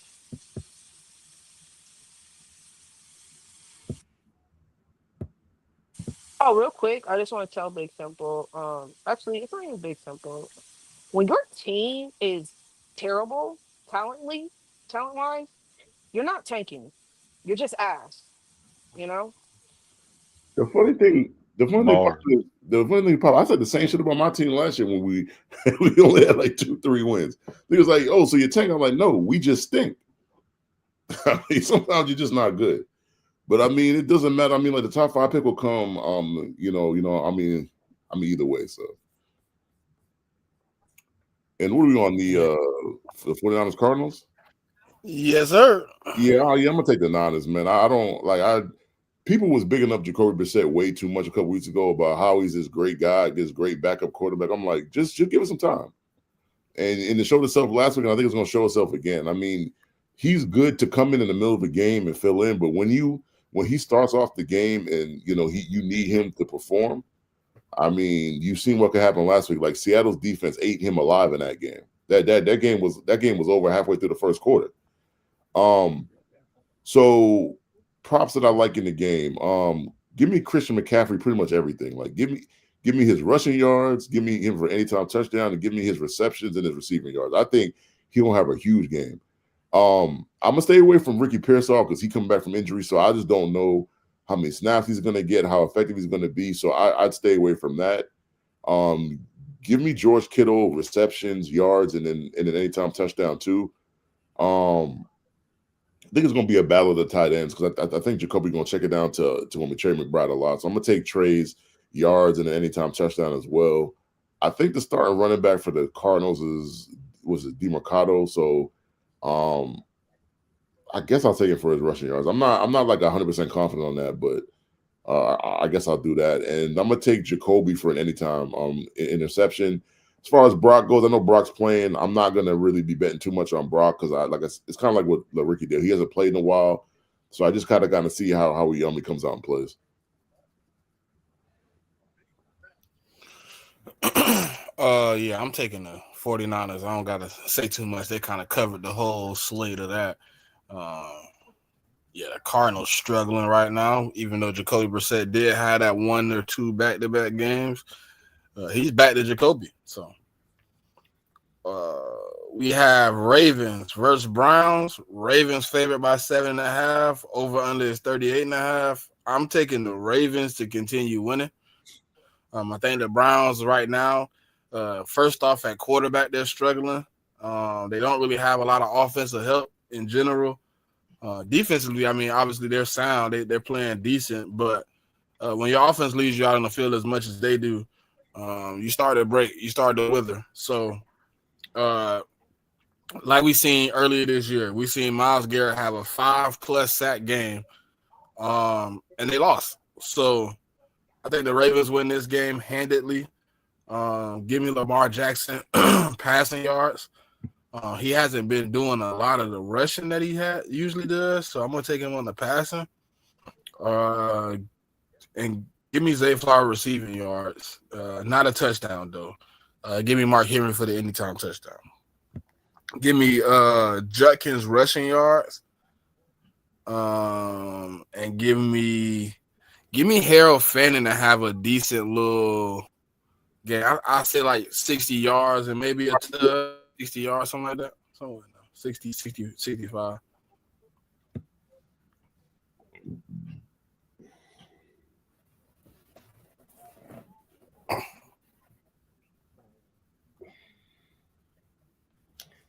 I mean, I guess I'll go next. I don't know, man. This game kind of tricky though, man. Like the line, it opened at 9.5, now it's 7.5. I think the Ravens ultimately win the game. I think the games when the Ravens played Cleveland in Cleveland, they'd be 2 games. I mean, I hope Cleveland don't maybe look like a fool for this, but I'm gonna take Cleveland for the plus 7.5. I think it'll be a much closer game because the first game it was closer to the fourth. The Ravens blew them out in the fourth. I think it's going to be a lot closer. What Smitty said, I think the reason why Lamar not running as much is because he just had a hamstring. So I just think they're being cautious with that right now until they feel like he's completely at 100%. To actually run the offense in terms of like read options and stuff like that and like RPOs or whatever. So I think in time that'll come. I just he's only been back for 1 or 2 games, so I think they're just trying to ease him back in. Props that I like. Give me Derrick Henry for his rushing yards and anytime touchdown. I do like Judkins in this game. I mean, the Ravens' run defense ain't the greatest, so I'll take Judkins for his rushing yards and anytime touchdown as well. I do like Harold Fanning a lot in this game. I'm gonna take Fanning for his receptions and his yards. And Lamar's been throwing to Mark Andrews a lot, so I'm gonna take Mark Andrews for an anytime touchdown in his yards too. I I'm not 100% on the Ravens right now, because they was losing with Lamar. I don't know what the fuck is going on over there. I haven't really been talking to any Ravens fans that much, but Miss Gina. Hey, Miss Gina, how you doing? Um, but the Browns suck. They're a bad football team, and but the defense is playing pretty good. But ain't nobody scoring no points over there. You ain't gonna make no money betting on no props over there. But that boy Junkins, man, that motherfucker is special, dog. I don't know if it's the revamped offensive line or if he just really like that. But every game that I've seen that motherfucker play, he's been absolutely nothing short of amazing. So I definitely like his carries and his yards. He was on a touchdown run, like the first 5 games of the season, or some shit, or with the first not of the season, but the first 5 games that he played, maybe it was 4 or 5, but I forgot what Browns fan told me to bet on his touchdown prop, rushing touchdown prop. He hasn't been as consistent, but let me see.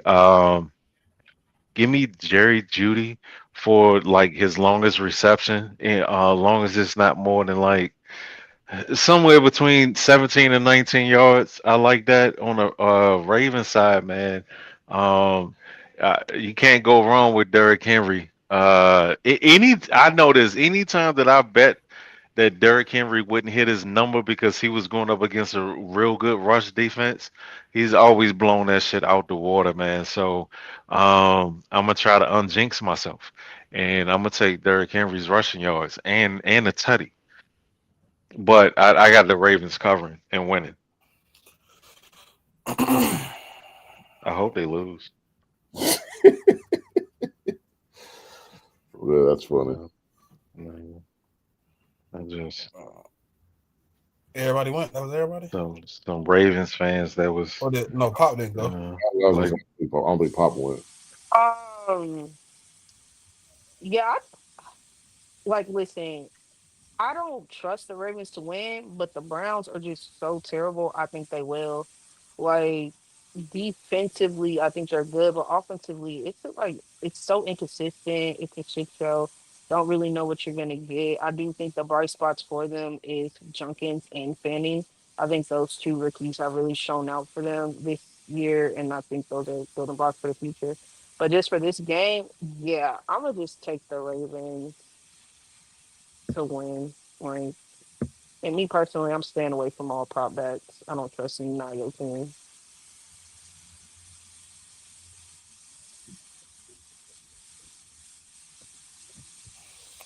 All right, so the second game of the week, Chiefs versus Broncos. Chiefs favored by 3.5. Over under is 44.5.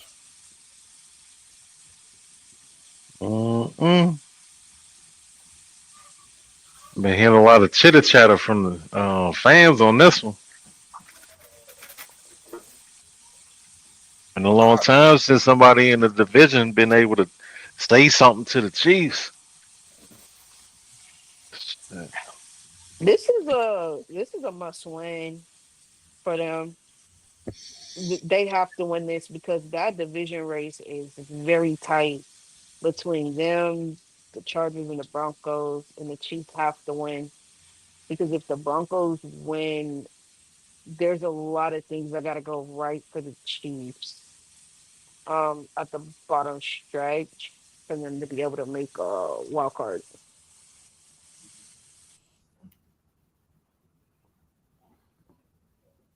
Yeah, I agree with that.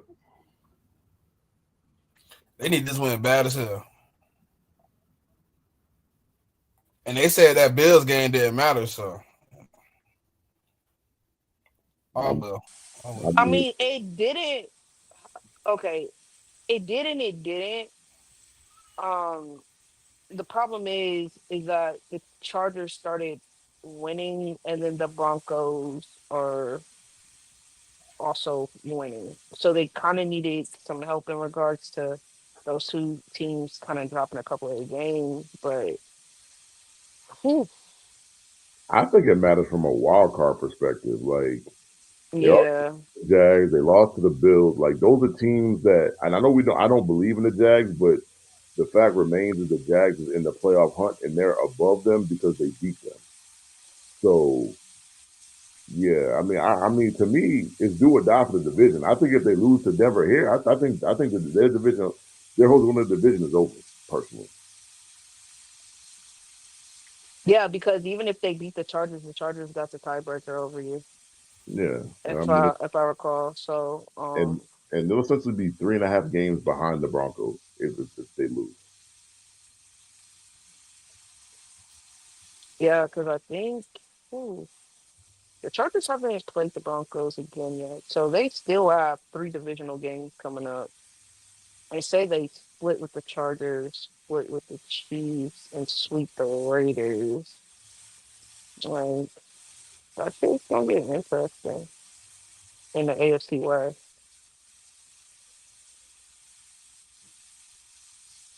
Now that's an interesting fight out there, man. Because I believe if they lose this one, I mean, I think the road to the playoffs get a whole lot longer for them. They're gonna need a lot of help to get in at 5-5.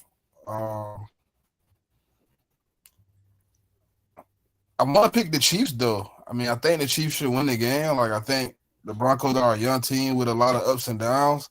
I think you should be able to manipulate, what Bo Nix does at his worst. But The Chiefs haven't been playing the football that we used to them playing, where we like, hey, you can't bet against Pat and Andy.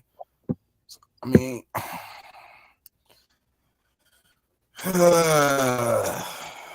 I'm gonna go with the Chiefs, man. Even though I want to see them upset as possible. I just think they're just gonna be able to figure out a way to pull it out. I mean, it's a must win. It's one of those games where you got to play your best football. You got to come with it. We're gonna see. The game's scary though. No cap.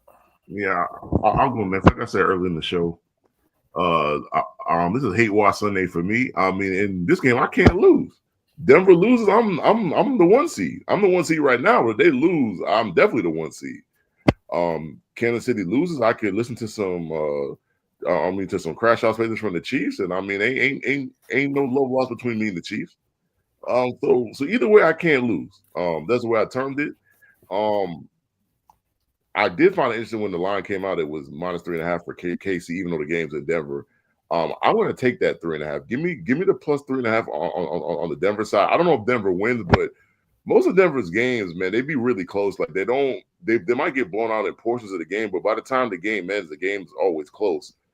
The Denver Broncos remind me of the 2024 Chiefs because I mean the Chiefs are doing the exact same thing that the Broncos are doing this year. They were, they were winning a lot of close games, and that's like they were escaping games last year that they shouldn't have really been winning, and that's what Denver's doing. So I'll take Denver plus a 3.5. I mean, to me, this game could go either way, but like everybody said, man, KC got to have this game. I think KC loses this game. I just think the division is over for them in terms of winning. I don't think Denver wins the division in terms of just because they win this game, because like the Chargers are only 1 game behind them. So, I mean, even though the Chargers are really hurt, I mean, the Chargers are still kind of right there. Props I like in the game. I heard that Pacheco was out. The Chiefs don't really want to run the ball anyways. So I'm going to take Patrick Surtain being out. I'm going to take Patrick Mahomes' passing yards. I'm going to take him for 2 touchdowns. I think Kelsey will find a way to get open, so I'll take him for his receiving yards. Rice, I think Rice gets into the end zone, and I think Worthy gets into the end zone. So those are the 2 touchdowns I think the Chiefs get. Bo Nix, I'm gonna bet Bo Nix to throw an anytime interception. I've never trusted Bo Nix. I had to talk nice about them last year because they were successful. I still didn't believe in them when I was talking nice about them last year. Give me RJ Harvey, who's gonna be in the role of starting running back because JK's out. I think he's on IR, so he's gonna be out for a little while. I mean, give me RJ for his rushing yards and his receiving yards. And I think he gets in the end zone too. I mean, those are the really props that I really like in this game. I'm gonna be honest with you, bro. Everybody keeps saying this is a must win for Kansas City. I feel like it's a must win for Denver. You know, uh, 2 things. Like Kansas City been kicking your teeth in for so motherfucking long. Um, you you finally got a chance to put your foot on their neck. Oh, the Lions just lost some more players, bro. Oh boy, what happened? They just lost Marcus Davenport, DJ Reed, Malcolm Rodriguez, and Miles Frazier. I just want to For say Mark just for the Davis. game. And they also just added Isaac Tesla to the as questionable with an oblique injury. So I mean, those as are the long as out it's a game. players. Those are the out players for their upcoming game. That's the new ones I on mean, top of the ones they already had. Yeah, because I know they ruled some. Yeah. They already had Terrion Arnold and all them boys out. Sam Yeah, I think Laporta. Laporta they ruled out yesterday. Yeah. And that injury Yeah, report getting longer and longer day by day. Mhm. both. Listen. No, Yeah, Paul. So um, but I like I was saying, I feel like Denver needs this game just as bad or more than Kansas City. The Chargers are right there behind them. They need this for their psyche. Like, get that monkey off your back, yo. Is this one in Kansas City, right? No, it's in Denver. Oh yeah, you gotta no, it's protect in home. Denver. Yeah. Okay, you gotta protect home court. You have to. They need this game bad. Let me get RJ Harvey's receiving yards. Um, Depending on what his all purpose is. I don't like his rushing yards because Kansas City really good against the run. I just don't see them coming in and pushing them around. Um, but on the other side, man, let me get Pat. Uh, I'm gonna take Pat. Gonna have to throw for about 275, 280, maybe 300. He can't give me no picks. Um, his I don't like the 2.5 for Pat. That's probably what it's going to take to win this game. 1.5 touchdowns, his yards. I like Kelsey's targets, and I like Rashid Rice, this all-world wide receiver number 4, to get the longest reception. But I'm going with the motherfucking Broncos. Let's go, Nation. Let's run. Yeah. That's not. That's something right there. Nah, but I do agree with the sentiments that put that Serge said because Denver has not beaten Kansas City in quite some time, and you got to put up or shut up at some point, and I think this is your best chance to get them. So you have to win this.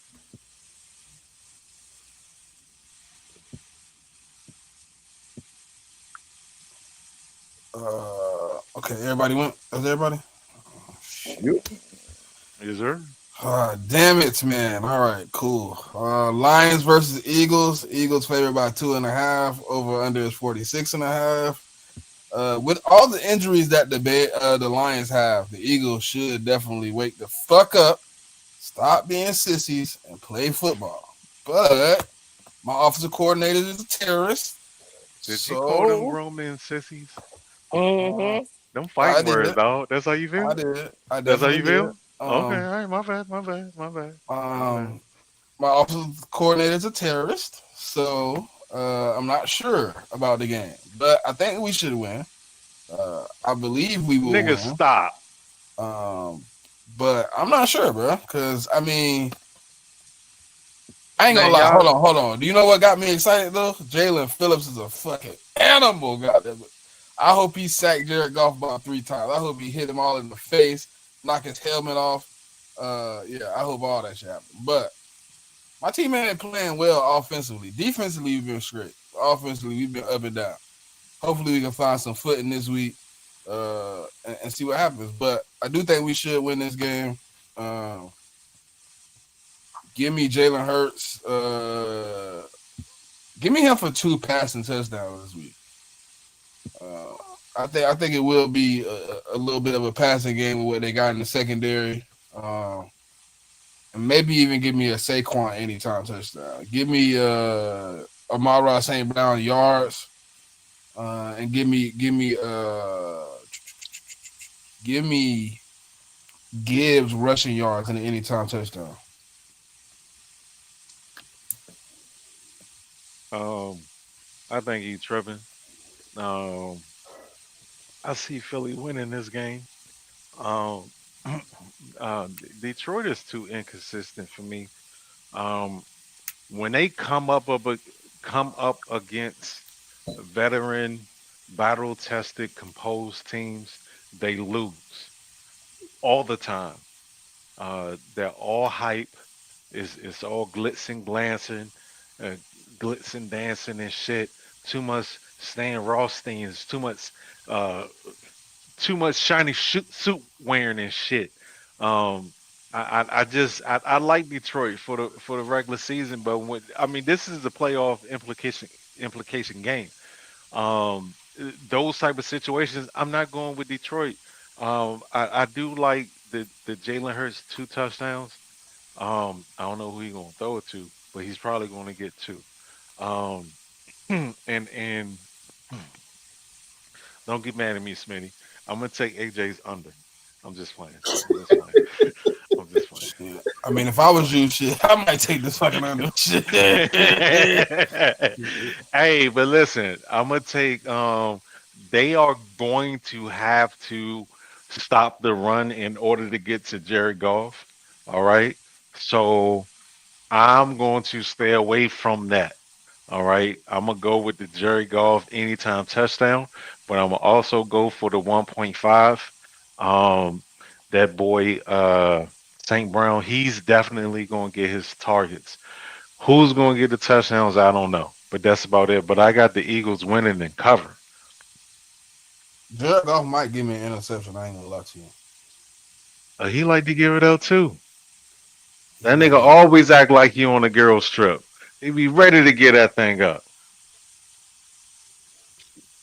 Um, so I did a little research. Like, you announced all them players are going to be out, and then I did my research. I did said all them dudes is on IR anyway, so they've been playing without them dudes. Um, I just this line Mm. is very funny to me because it opened at 1.5, minus 1.5 for Philly, and I get it because of Philly been kind of struggling offensively, especially like Monday Night Football. But the line moved to minus 2.5, and I just would have thought they would have been more of a favorite at home. Um, so I don't know. I think Philly gonna win the game, but I just the line, like the use of the line, kind of kind of got me thinking. Like I just don't like. I'm not like 100% on board with betting on the minus 2.5. But like I said, I do think Philly gonna win the game. I think this game is going to be a lot more open than the game last week. I mean, like it was in Lambeau, and it was the night games was probably a little cold or whatever. I know it's not going to be exactly warm in Philly on Sunday night. But I just think the kind of games that the Lions play, like it kind of dictates to be a higher scoring game. So I'm going to take the over. Um, Detroit wants to stop the run, so like I think Saquon he hasn't scored a bunch of touchdowns this year, but I think he gets in the end zone this game. I think they'll get down there and they'll give him the ball. Um, I don't know about betting on his rushing yards because I just don't know. It's probably around 60, 70. He might not get there. Um, but I also like Jalen Hurts for anytime touchdown.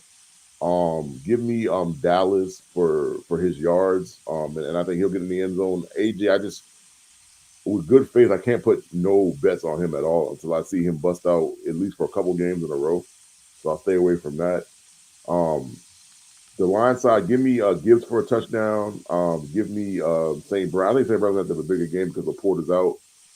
So, give me St. Brown for a touchdown in his yards. Um, and that's about it. I mean, like I said, I think there's going to be a lot of points scored. I'm just not sure which way the Lions and the Eagles are going to go to get them points. That's all. I agree. I like the over on that one for sure.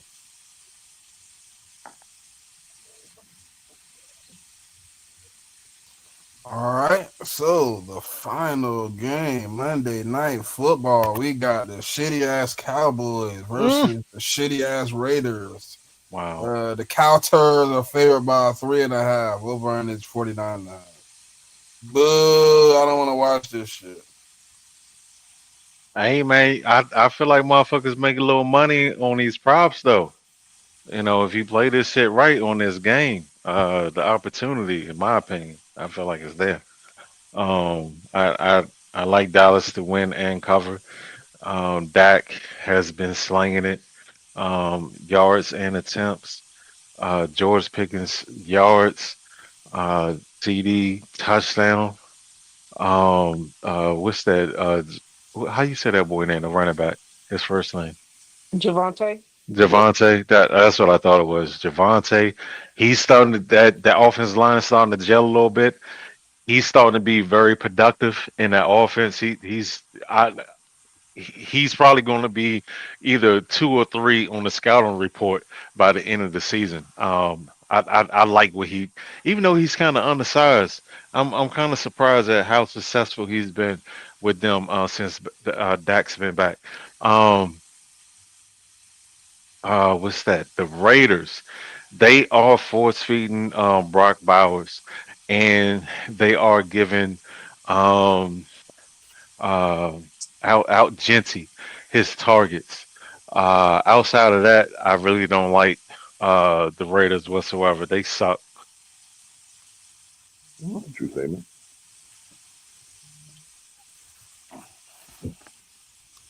Oh, my bad, Ant. My bad, Ant. I ain't see you in the goddamn. My bad. Yeah, nah. I think the Cowboys dominate. Like the Raiders don't do anything well. And spamming Brock Bowers and force feeding Genty is not a recipe for success. And defensively, they're just terrible. So yeah, I expect the Cowboys to dominate. But I don't know about dominate because our defense is giving up. They're allowing teams to score damn near 30 points a game. So I don't know. Yeah, I But don't know they what should. happened to them niggas. Yeah, but I Yeah, heard but they get this. some players off the IR this week. What like was it like Overshown and then the first round pick up Okay, Chevelle so or whatever his name is, the corner. They're both coming back this week. those okay. That's So that good might for help them a them. little bit. But I don't know how much of no. a little. Yeah, I expect them to still win, but like giving up damn near 30 points a game as a defense is not a recipe for success. I think the Cowboys have put up a lot of yards in this game. They have been. They've been kind of picking on the weaker teams, so they've been able to kind of capitalize off that with their offensive, their offensive efficiencies. It's coming against some of the worser teams, but I think this week they'll show up again. But just say they have a win, I don't know, but I do think they should be able to. They should be able to capitalize on a team like the Raiders, who are struggling to figure it out offensively. Quarterback giving it up, as fast as he can. So I would like to see a good game here, but I don't believe it will be. I believe the Cowboys will pull this one off in handed fashion, just because of how the Raiders have been playing football. They like Pop said. I mean, you can't really just force feed two guys and then pull away. On the team that has some of the things they got, and the Cowboys are kind of getting on the healthy side. But I would love to see them lose, though.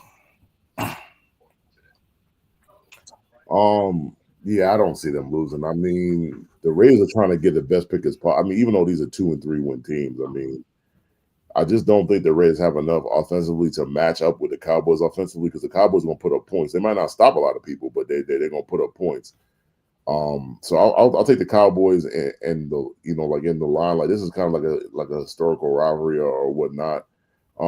Give me Dak for his passing yards and 2 touchdowns. Give me Javonte for his rushing yards and a touchdown. Give me CD yards and a touchdown. Brock Bowers is going to get his, so give me his yards and receptions. And I'll take Genty for his rushing yards and an anytime touchdown. That's it for me. What, it's certified last? I already went. Yeah, I think okay. Well, that'll be that. That'll conclude our weekly preview for this week. We appreciate y'all for tapping in. Hey, Pop, get us out of here.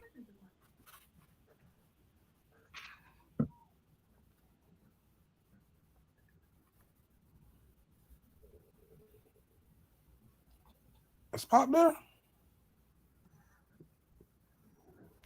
Well, I don't know. Pop might have want to handle business. Oh, my bad. I was talking on mute. Oh, my fault. Yeah, always remember to follow the YouTube page, follow the CheckDown Twitter page, join the CheckDown Twitter community, and always remember to tell a friend. Will tap in with y'all next Saturday at 11:15 Eastern Standard Time.